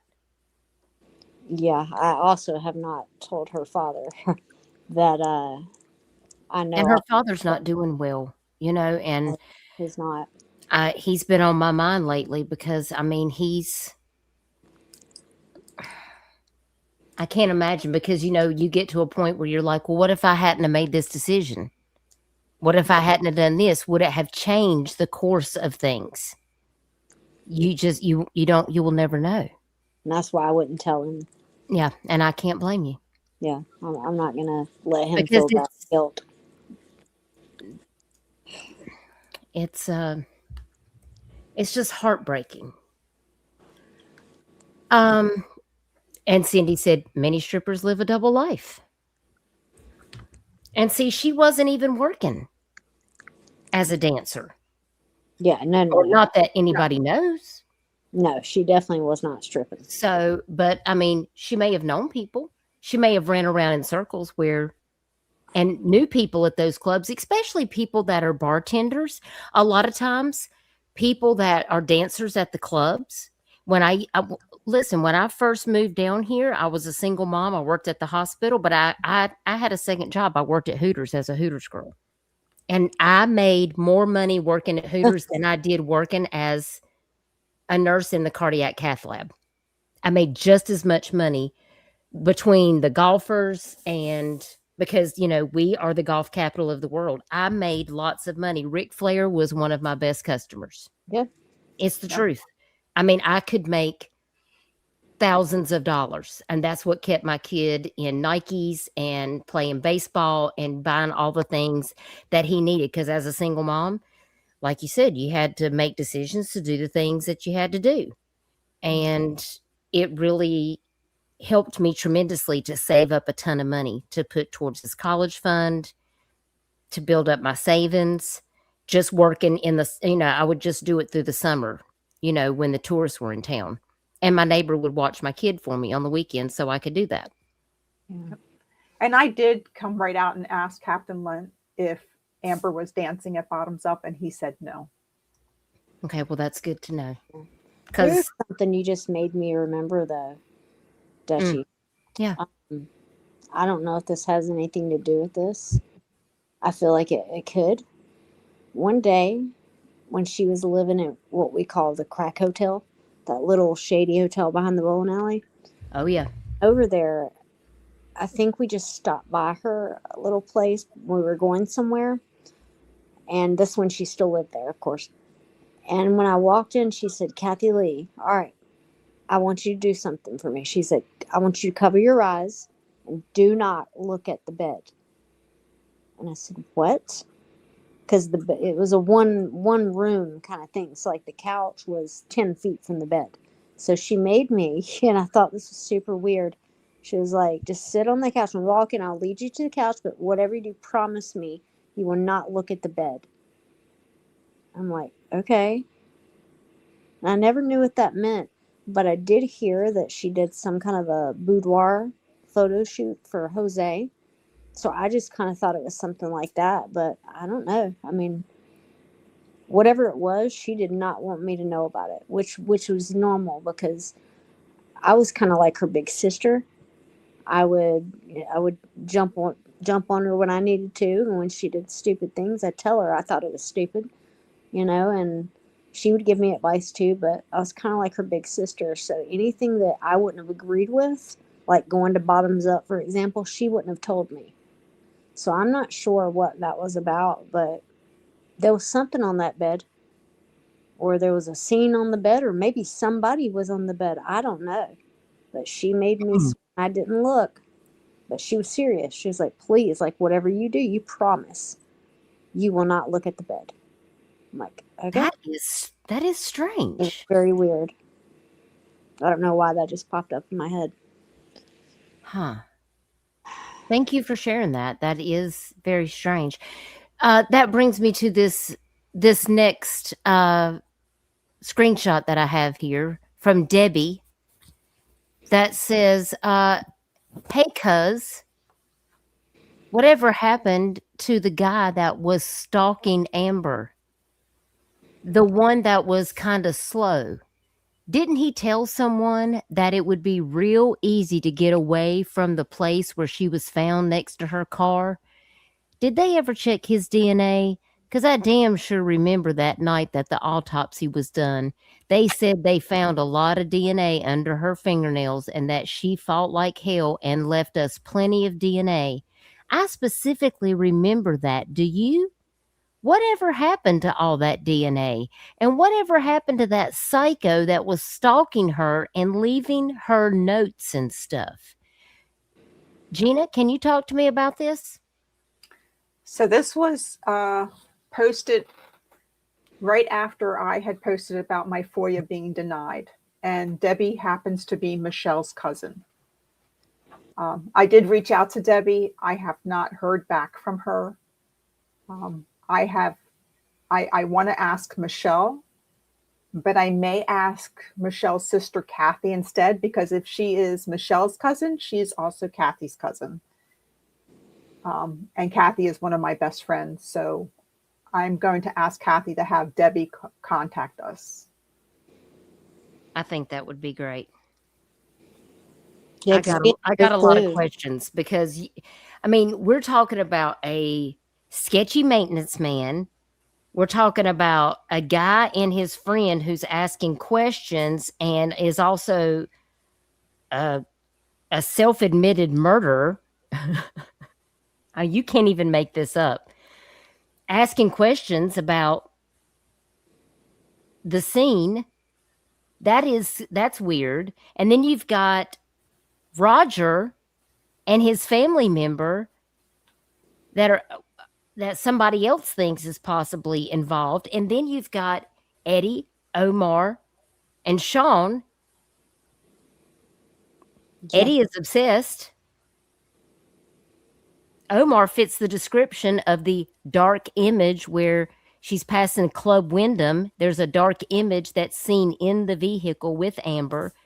Also, the guy at Time Warner Cable says there was an African American male with dreads in the car while Amber was in line paying her Time Warner Cable bill.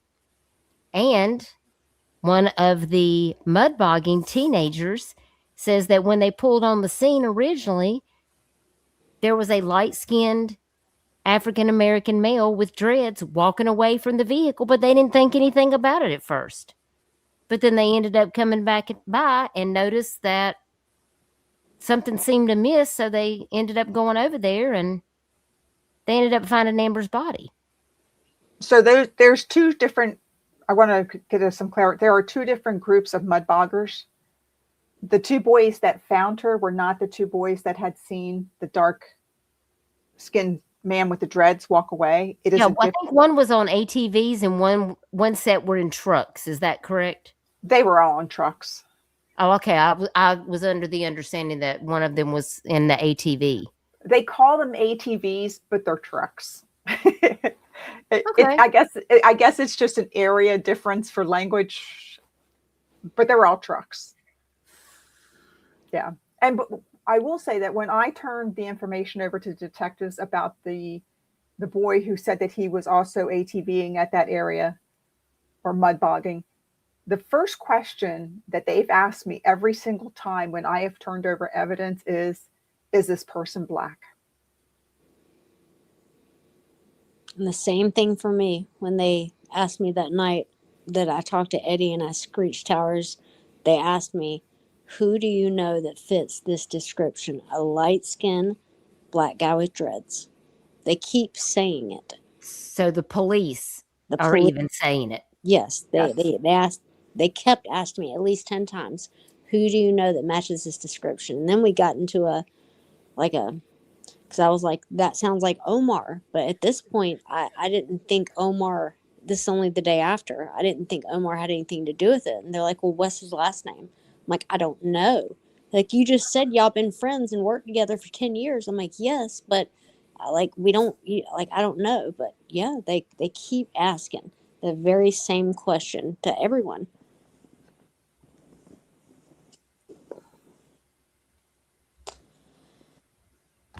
That is really odd to And me. now, also, I will say this, Eddie, he didn't have dreads, but he was very, very, very tan. He could be mistaken for a light-skinned African American. But did he have dreads? He did not have dreads I can't remember what his hairstyle was, but he did not have dreads though. Yeah, I thought he had like short blonde hair. I feel like he's bald for some reason, but Well, I think maybe by now, I mean, he kind of looked like he was headed in that direction. yeah, I blocked out his visions. I'm going to share my screen real quick because I have another question that I want to ask you about a picture.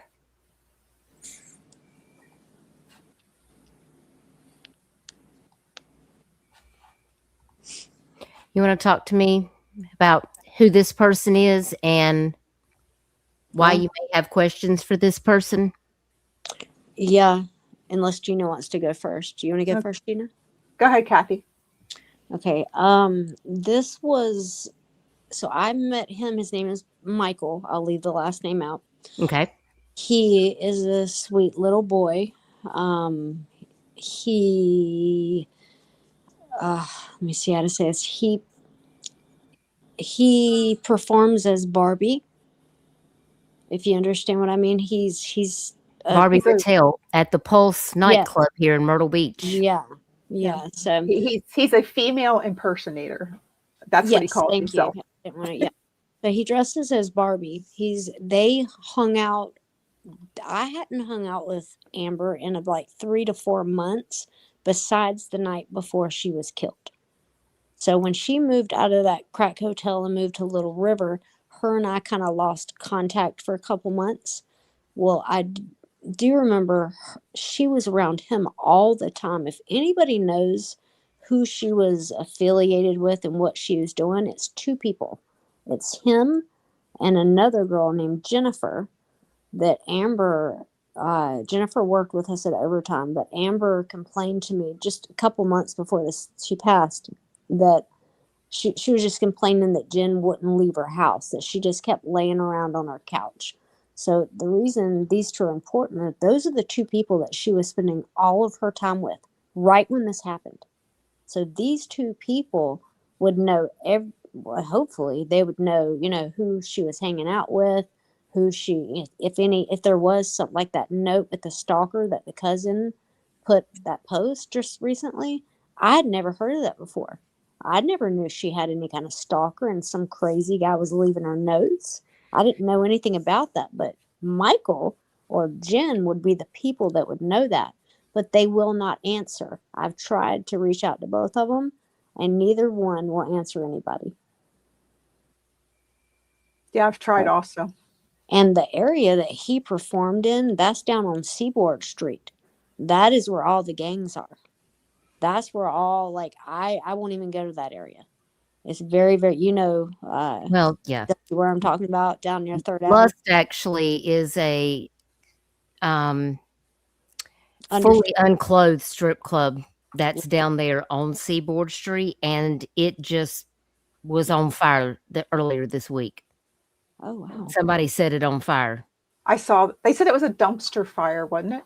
I don't know. Somebody sent me a thing and said, the nightclub's on fire down there. And I said, well, let it burn. Yeah, Derrieres? Is that the one you're talking about? Derrieres? Well, it's now called Lust. Derrieres isn't there anymore. Okay. It's been bought out and renamed. Yeah. But Pulse is actually down by the right across from the airport, right across from the helicopters they fly out. Okay. On the end of South Myrtle, that going down there, that's where Pulse nightclub, and they've already had a couple shootings there. Yeah. And that's where she was hanging out a lot, because all she was doing was hanging out with this guy. Yeah. Right, so these are some people this is the pictures that were taken April the 24th. Is that correct? Yeah. And as you can see, Amber is sitting all the way to the far left there. Yeah. There's Amber right here. There are some guys I see that she had some pictures with. Can you tell me who some of those pictures are when I get to them? Like this guy right here, I see her and this guy hanging out together. Who is this guy? Unfortunately, I can't see. Do what? I said, I can't see it. I'm sorry. There's a close-up picture of that. He is tagged. Off the top of my head, I can't remember what his name is, but he is actually tagged in one of the photos. I was actually curious about him. And then there's another guy that's a little bit bigger.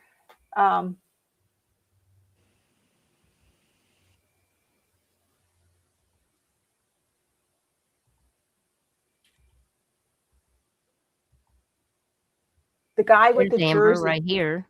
Yep, there's Amber. Amber's actually, if I took the picture, it's because Amber's in the picture somewhere.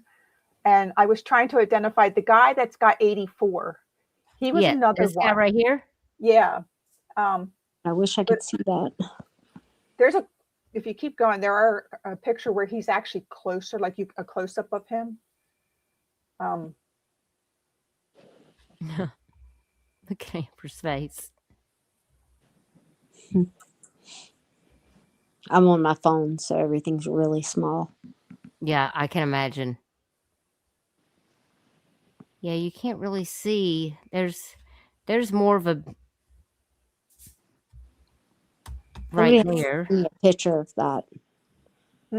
If somebody's like, whenever we're done, or I don't want to get off the thing, but somebody send me that picture so I can see if I know who that is. I'll send them to you, Kathy Lee. Okay. Yeah, now this isn't what's his name, is it? That is. This is him, the guy that we were just looking at the pictures? Correct. Barbie, yeah, I think that is. Yeah, it is. Okay. He actually comes out of a looks like a Barbie Mattel box, like you would have bought out of the store. That's how he starts his show. Yeah, he went to school with her. He was at Ori Tech for fashion design as well. That's how they met. Okay. Yeah. He seemed like a sweet little boy. I mean, here he seems like a sweet little girl, I guess. Look at this guy's glasses right here. Oh my heavens. Okay, yeah, there's more of a up close picture. Yep. God, I can't see it. Oh, I'll definitely have to send you some of these pictures, or maybe Gina can forward them to you. yeah, I want to see them all, even just to, laugh at Amber's face. There's the picture, Yep. Gina. That's the Yep. guy I was asking. Who is this guy right here?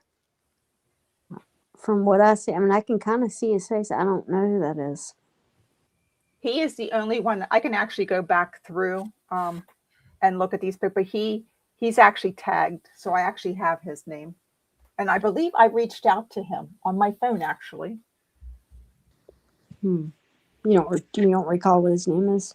Not off the top of my head, no. Okay.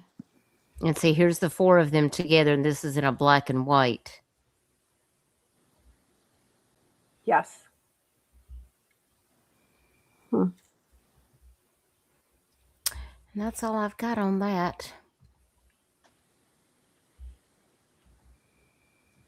So I just wanted to ask you, about those pictures, and knowing that those pictures were taken on April the 24th of 2013, that happened just days before Amber lost her life. And I could see how, like, you would want to ask this boy, hey, did you notice anything going on? Is there anything that you can remember that stood out to you? If she was spending a lot of time with him, he might know something. I feel like he would at least have to know who she was around, or if anything weird was going on around her. That's who I want to talk. I've been wanting to talk to you since this happened, but nothing. Radio silence. Yeah. It's like every day they were together, taking pictures, posting pictures every single day, and then he's just gone. And he was really nice. We only met like 2 or 3 times, and he invited me to come see him perform. Like, he seemed like a really nice guy, but then all of a sudden, radio silence. He would not answer me. He knows who I am, but he won't. And that to me seemed like, I just don't understand why people don't want to talk. Yeah. And Misfit says she was, but she meant wasn't. She corrects herself here below. She wasn't addicted to substances, right? She doesn't come across like so. Well, her autopsy did show that she had used some marijuana, but it had not been recent.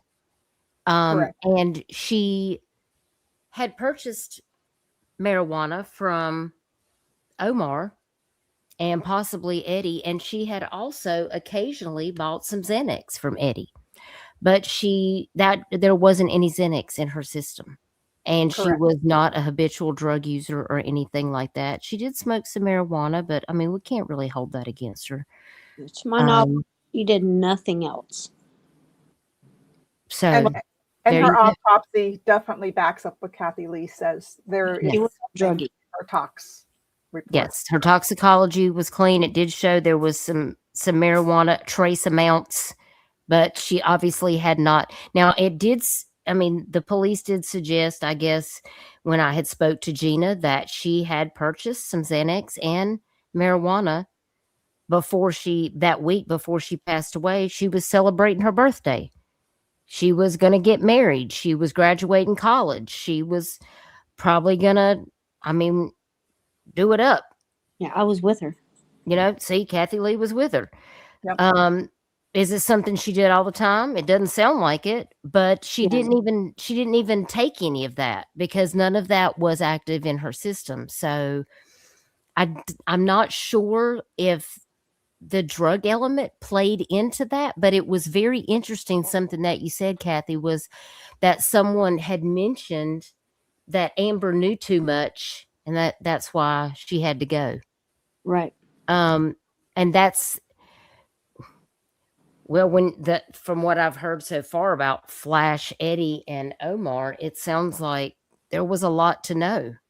Yeah, sounds Somebody, talking I'm about. just wondering what exactly that looks like for someone, because like I said, this crime looks very personal. When someone picks up something 4 times the size of a basketball, that is considered a boulder, a rock, or a piece of concrete that would be over 100 pounds, to bash somebody's skull in.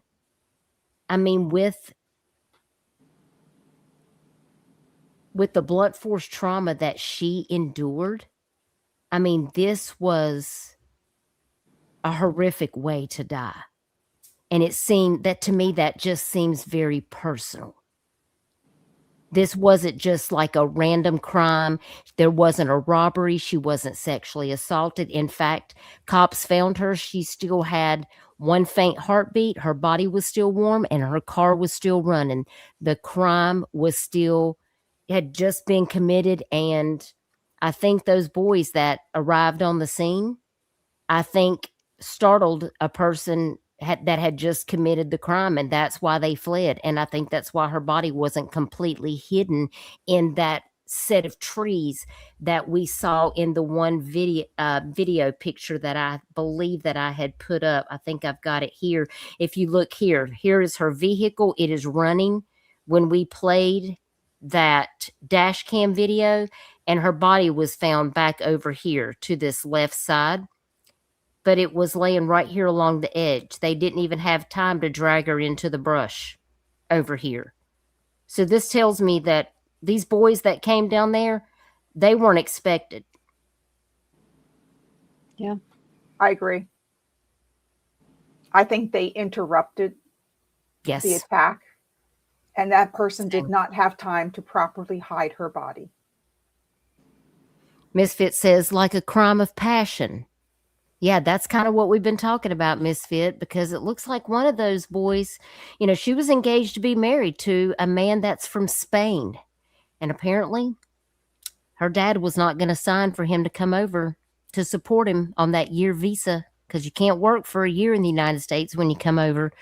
You have to have somebody to support you for a year. And her dad at the last minute pulled out and said he was not going to sign for his visa.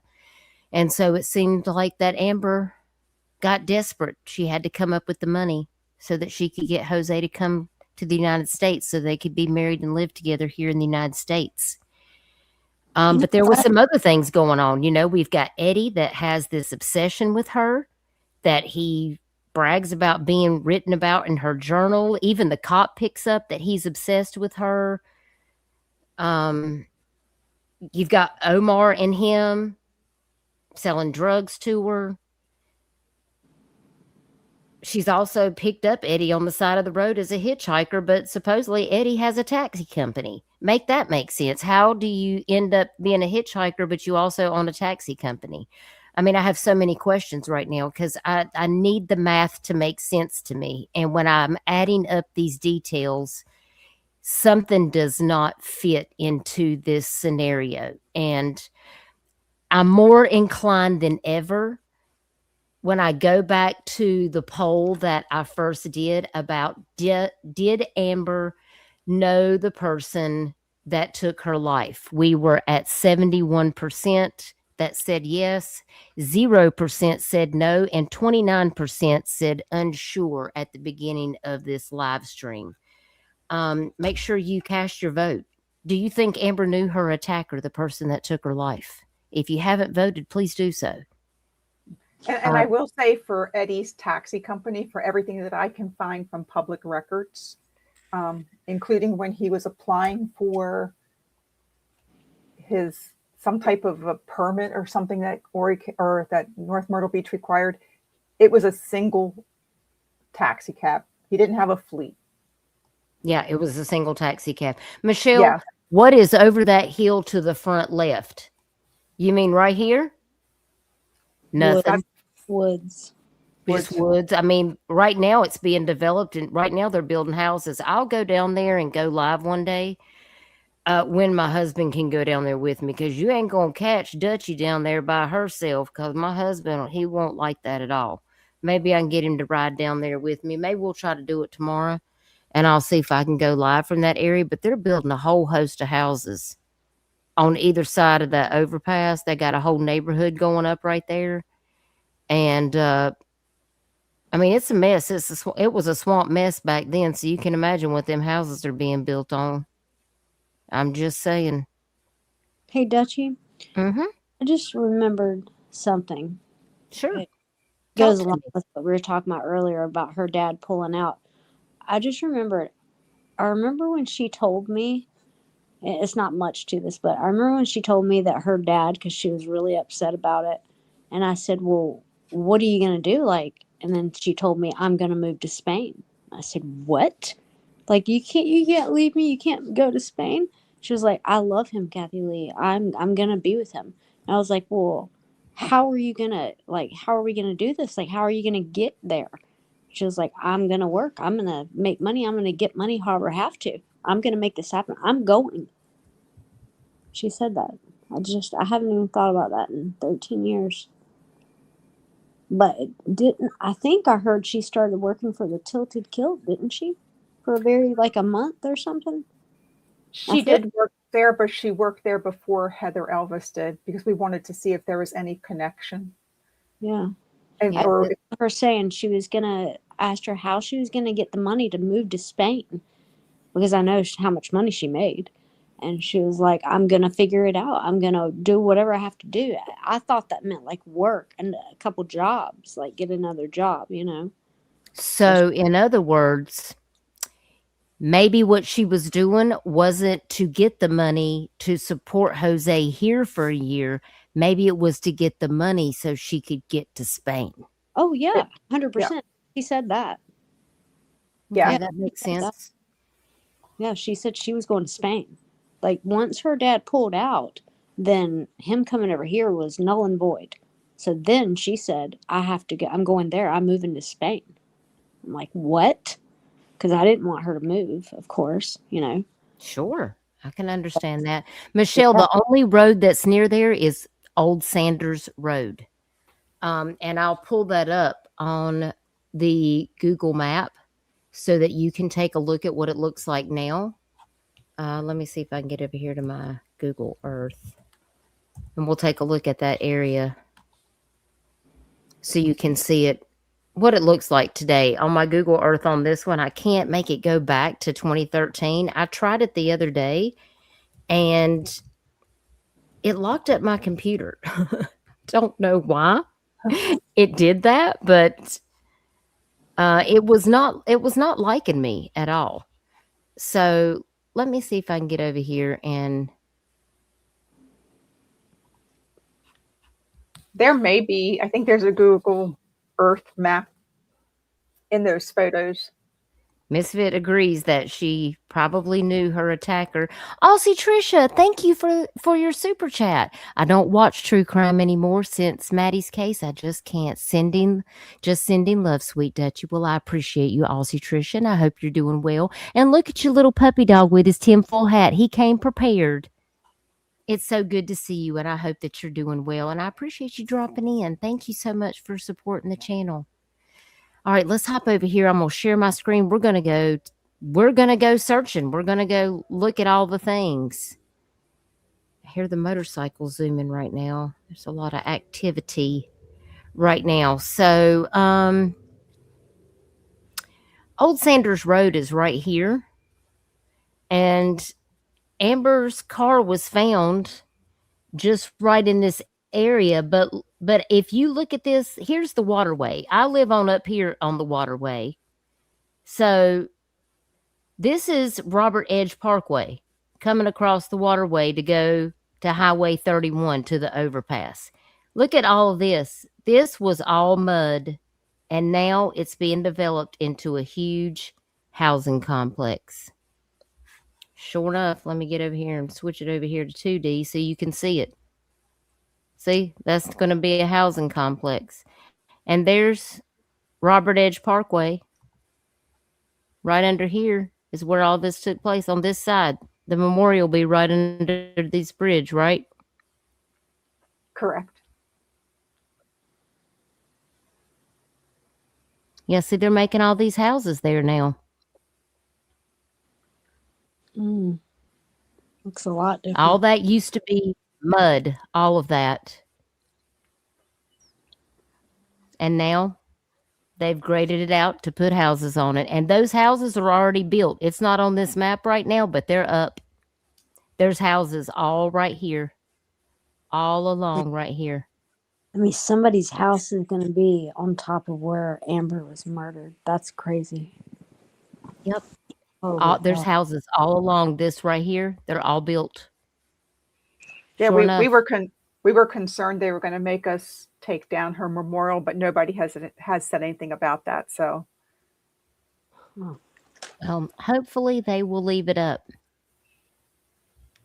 But, you know, before that, you can see there is a couple of houses that are on this road.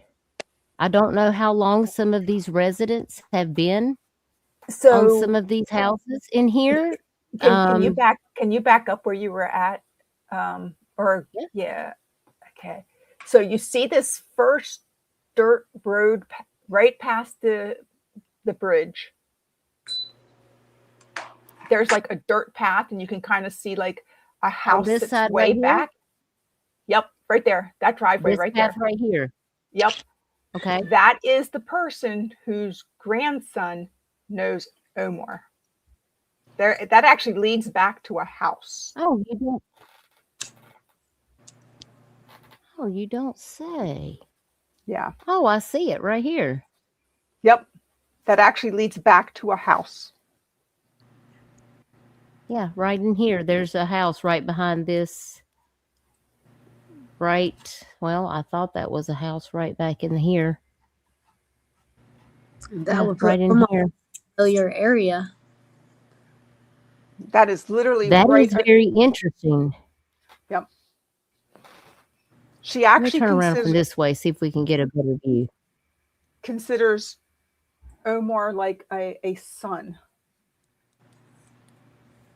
Is what she told us when we were putting Yeah, right in here. We asked about putting the sign for Amber's memorial up there. Looks like they got a gate on the front of their driveway. They do. Huh. That's interesting. Yeah, I guess this house is way back in here. That is interesting with this big lot that's just dirt. Mm-hmm. Huh. She is an elderly lady that lives in that house, but it's her grandson that knows Omar, which we That found to be is very very interesting. interesting. See, before, all I really knew about Old Sanders was, and even all of this wasn't here, but there was businesses. There was just some different businesses that were down here near the waterway. There's like a plumbing business, there's like a heat and air business. But other than that, there was never anything down this road. You can see that it's just barren. I mean, there's nothing really down in this area, because when you come down here, you can see that it dead ends into where this and all these apartments down here. This is new. You see all these apartments? This is on Old Saunders Road now. Yes, all of these apartments. Yeah, you wouldn't. Back then, I had never been to the place until I went to the memorial when we set all the stuff up. But there was literally nothing there. It seemed to me that unless you knew somebody there or had been there before for some reason, you would never have known that place was even there. Yeah, because there was nothing ever back there except for, like I said, these few little businesses right here. But all of these this whole apartment complex with condos, that's brand new. And then the road just literally dead ends right here. And this is where you get on 31. Right here.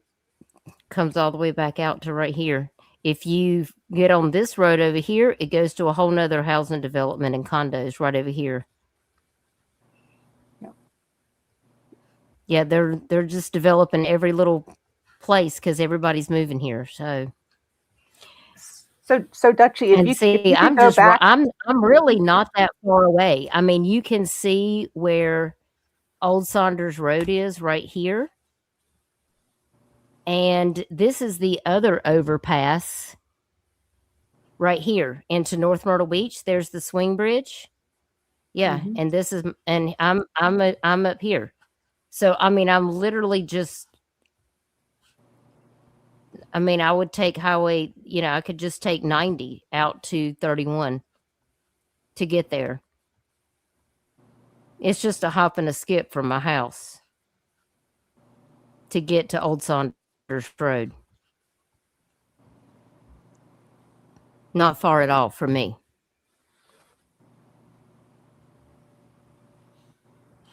Yeah, because I'm up by this overpass. This is the Robert Edge overpass. So it's very close.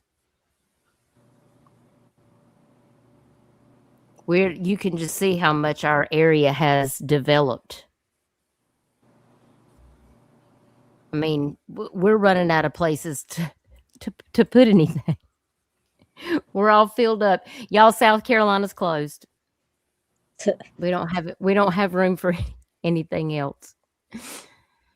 It's yeah, when I saw those houses going up, that's the first thing I thought of. I was like, I've really got to cover Amber's case because I feel like things are gonna be built on top of all of that, and there's not even closure in this case. So I just appreciate you guys coming on here and having these very important conversation. Michelle says Tennessee is closed too, FYI. Good to know. Good to know. Gina, are you thinking about coming down this year to South Carolina? Yeah, I will be coming down. Okay, good. Not 'Cause sure I when hope we can get exactly, but I will together. be coming down. Well, good. I hope that we can get together and I can meet you in person. And, maybe we can pass out some flyers for Amber. Or if you decide that you want to hand out bracelets again, I'd be willing to go out there and hand out bracelets with you. You just I tell would, me what you want to do. I'm there for it. Like, I'm down to do whatever. I would love to find some businesses that are willing to put up Amber's poster or a poster of Amber and her case. I do know that there is Awesome. a mobile phone repair, which the girl emails me every time she needs bracelets. She hands out bracelets. She's actually put one of the posters out, but that's only one business. I would love to get a bunch of businesses that would be willing to put Amber's poster up. And really, I really think that it's between North Myrtle Beach, really, it's the North Myrtle Beach area that I think we really have to hit hard. But it's finding businesses that are willing. Because that is, that's why North Myrtle Beach came to the call originally. Because under the Robert Edge Parkway, that is kind of like the line of where county district meets the city limits. Because that's exactly where North Myrtle Beach and Little River divide, is right underneath that, where that bridge is. So that's why they didn't really know exactly when that call came in whose territory that was going to be. And it ended up being the county. Because, I'm right here at the waterway on this end, and I can literally throw a rock on the North Myrtle Beach city limit sign from my house, but I'm in the county. I'm not in North Myrtle Beach, but I can literally throw a rock. I can walk X amount of feet and be in North Myrtle Beach in a matter of seconds. But that's how close the line is. So, and I think that is the same thing there. When you get underneath that overpass, that's where the line is. But who's going to be more familiar with that situation is going to be North Myrtle Beach because of that area. It's not really centrally located out in the county. It's actually more close to the city. So I think that is going to be so important. And Gina, just whatever you need me to do, you let me know. If you need me to make a new flyer, if you need banners, whatever it is, if you need me to design something, we can get together Yep. Michelle can let me know if she has any ideas what she would like for something to look like, and I can design it on Canva and let you guys take a look at it. Tell me what you like, and it's free. I'm willing to design whatever you guys want, and then you can take it and have it printed wherever you want. Well, I'd be more than happy to make the phone calls if you can identify who these mom and pop businesses are. I don't think we really stand a chance of getting like a franchise to put a poster up, but I think we would have a better luck with some mom and pop places. Yeah, when I've passed out missing flyers before, the gas stations won't take them because they're corporate owned, like Yep. Circle K, things like that. They will not take them. But I know a lot of the mom and pop people, like my friend Mike. He owns a restaurant here. In fact, we know a couple of people, they own their own restaurants here. So Right. they always put up missing flyers when I bring them by. Bolino's Grocery. I know the guy that runs Bolino's. He lives across the waterway from me. They let me put up missing flyers in their gas station. Burt's Surf Shop. I knew Bert. Oh, Bert yeah. passed away, unfortunately. But Bert was such a wonderful guy, and he used to take my missing flyers to all of his surf shops in North Carolina, all the way down to Charleston, and share those missing flyers for me.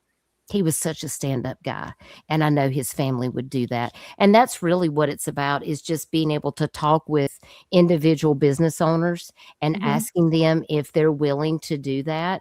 And I have found that most people are more than happy to help if they can. Because if it really boils down to where Ori detectives have an idea of who their suspect is, but they just don't have enough evidence, then we need to find that evidence for them so that they can bring this to court and charge this person. Because, okay, back in 2013, it was Amber. But who's to say it couldn't be somebody else, or hasn't already been somebody else? It's true. Yeah. And OG Mammon says, I'm not sure how I have found, sadly, plenty of missing and cold cases in Tennessee that could use plenty of help without the fear of causing issues. And that's what I'm doing now, as always, solo. Well, thank you, OG Mammon, for just sharing the cases and doing that. Like, we have 60 cold case homicides here. If you listen to the intro song, that song is about cold cases in South Carolina. You know, at one point there was 17,000, and that number is in the song, over 17,000 open cases of missing, cold cases, homicides that are open at any given time in the state. That's just South Carolina alone. And there's 3,700 cold cases, missing and murdered, that have not been solved. There are 60 cold case homicides alone in Horry County, going all the way back to the 1970s, that have never been solved. And that's why I shared those other flyers. And Heather Elvis is on there because, you know, the Moores, they're not in jail for murder. They're in jail for obstruction and kidnapping. Yep. You know why? Because they don't have enough evidence in court to try them for murder and for it to stick. So they had to get in where they could fit in to get them on what they could. They did And the same thing sometimes- with the Haley Cummins case. You know, I was very happy when Brittany Drexel's family got some closure when she was located. But now, you know, the guy that is responsible, his girlfriend Angel, is wanting a plea deal because somebody on the juror had something to do with something, and she's wanting to get off scot-free. She was there when he kidnapped her. She knew exactly, and he tortured and SA'd her and then murdered her. And the girlfriend was there for all of it, and she just wants to walk away scot-free. And we see, these are the things that we can't allow to happen. Because if we allow that, then people are going to be like, oh, South Carolina's soft. So we can go down there and commit all the crimes that we want to. We reinstated the firing squad here for a reason, and it's about time that we start using it on some people. I'm just giving my 10 cents. I'm I'm just with you. telling you my 10 cents. If we're going to have the firing squad, we better get to using it on some of these people that are out here hurting kids. You know what I'm saying? Like, we got to start laying down the law. And this good old boys club down here, I'm about sick of it. And Horry County PD's at the central part of that. And as a tax-paying citizen, I'm going to scream all day about it because my tax money helps to fund their paychecks. And I'm just tired of it. I'm tired of these families not getting answers and getting shoved to the side. Well, we're doing all we can, but are you? That's my question. I've actually been down there face to face and talk to people, and they can't stand me because we're not talking about just one time. We're talking about multiple cases. Amber is one of those 60 homicide cases that have not been solved. It's not the victim's fault.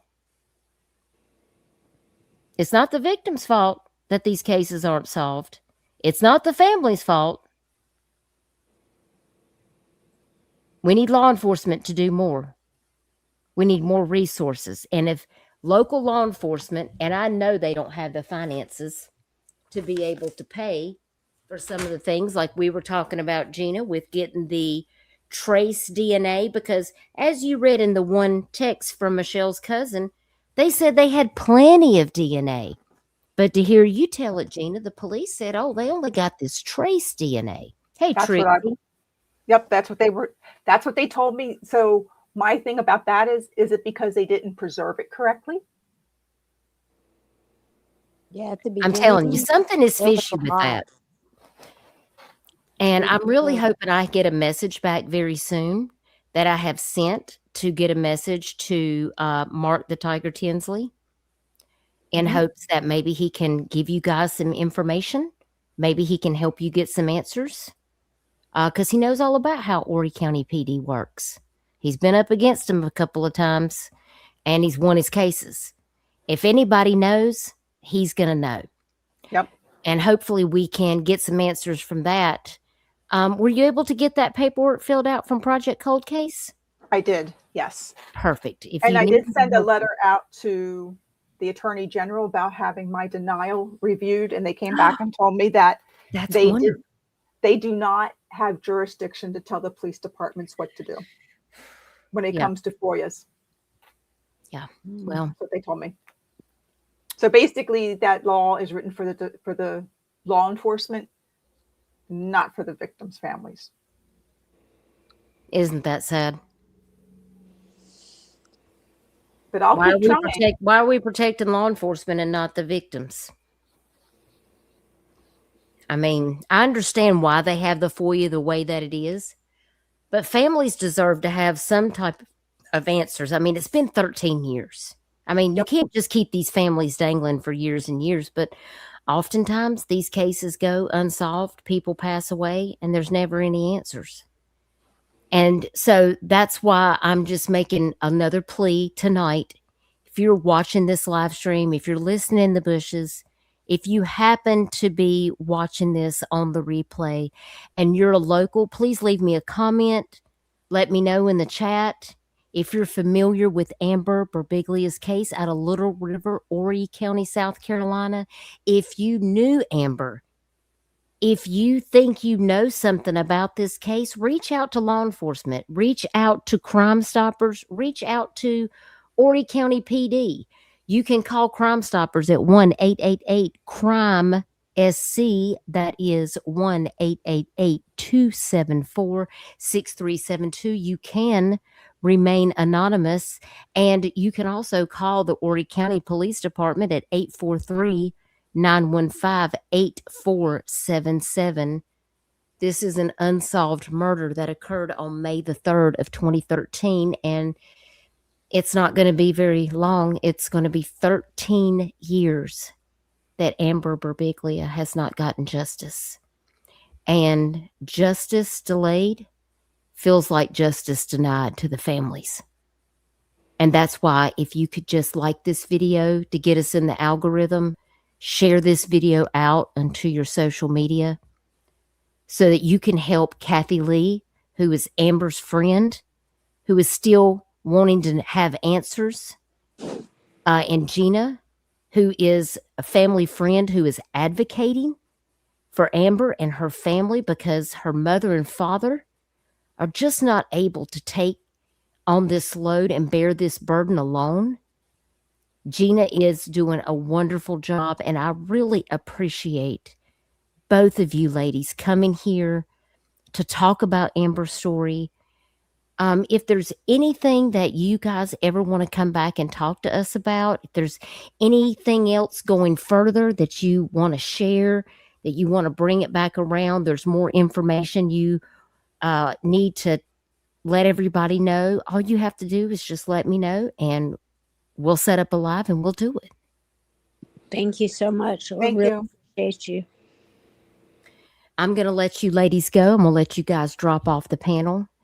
And I hope that you both enjoy your weekend. And you have my number. Feel free to text me and call me at any time. I'm going to be working up a new flyer for Amber. This is the one that the Vandermint Foundation in Myrtle Beach made for her. But I'm going to rework it and I'm going to add some information to it. And I'm going to send it over and you can show it to Michelle Gina and get her approval. And if she wants me to circulate it out, then we'll do it. Yep. But thank you both so very much for being transparent and sharing this vital information about Amber's case, because somebody out there knows what happened to her. And sometimes to catch a killer, you got to have people to come forward and be able to tell the information that they know so that these families can get the justice and the answers that they deserve. And so we're just encouraging you, if you're out there today and you know what happened, if you heard something, if you saw something, and you've been too afraid to say anything, you can remain anonymous. But please don't hesitate. It's already been almost 13 years. Do it for her mom and dad.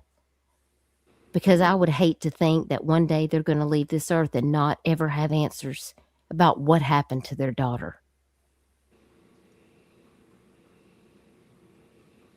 And Amber deserves that much. Her life was taken away from her way too soon.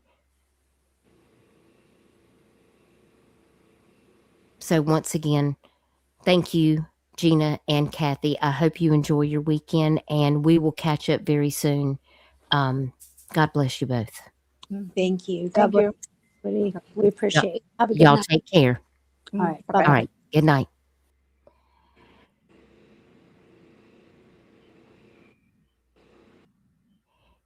Okay. Y'all, thank you for listening to this episode 2 of Cold Case South Carolina, Amber Berbiglia, who was sadly murdered just 4 miles south of me. If you see her story out there, please share it. Please share this live stream to keep the awareness going, because somebody out there knew Amber. She's a daughter. She's a sister. She's a friend.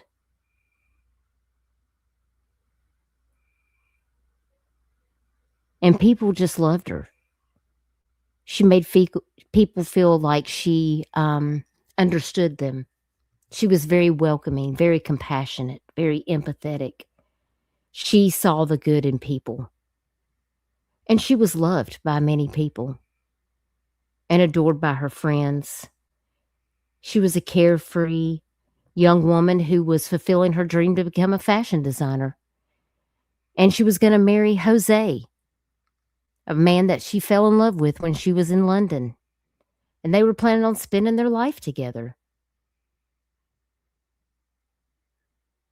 It's amazing how things can just change in a minute. You just never know when something like this is going to happen to somebody that you know. And that's why we have to continue to talk about these cases and keep the awareness going. I hope you guys have a wonderful night. Thank you for choosing to spend your time here with me this evening for the last 2 hours and 29 minutes. Please remember to hit the like button and make sure you are subscribed. Ring that notification bell and make sure to share this out on your social media. And I'll probably see you in the next couple of days. I have some more cases and some missing person updates that I want to talk to you guys about. But I do appreciate you guys joining me. And I want to also thank Shauna for being a member for 18 months. Thank you, Shauna. I've been a member of my own channel for 19 months, y'all. Can you believe that? And also, Tricia, thank you again for your super sticker. I really appreciate your support. Thank you, mods. I really appreciate you. Thank you, members, for supporting the channel. And this is Dutchie signing off from Myrtle Beach, South Carolina. Y'all enjoy your night. I'll catch you later. Clocking out. Bye, y'all. Bye, bye, bye. Bye, bye, bye, bye. Whoa. Bye, bye, bye, bye, bye. Snacks for joining the life tonight. Smash the like and come back soon.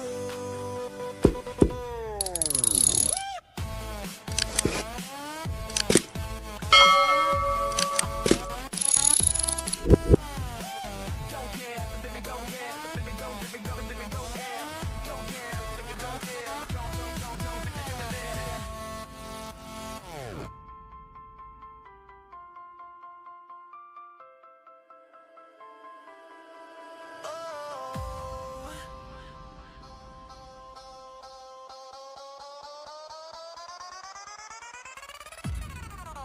Oh.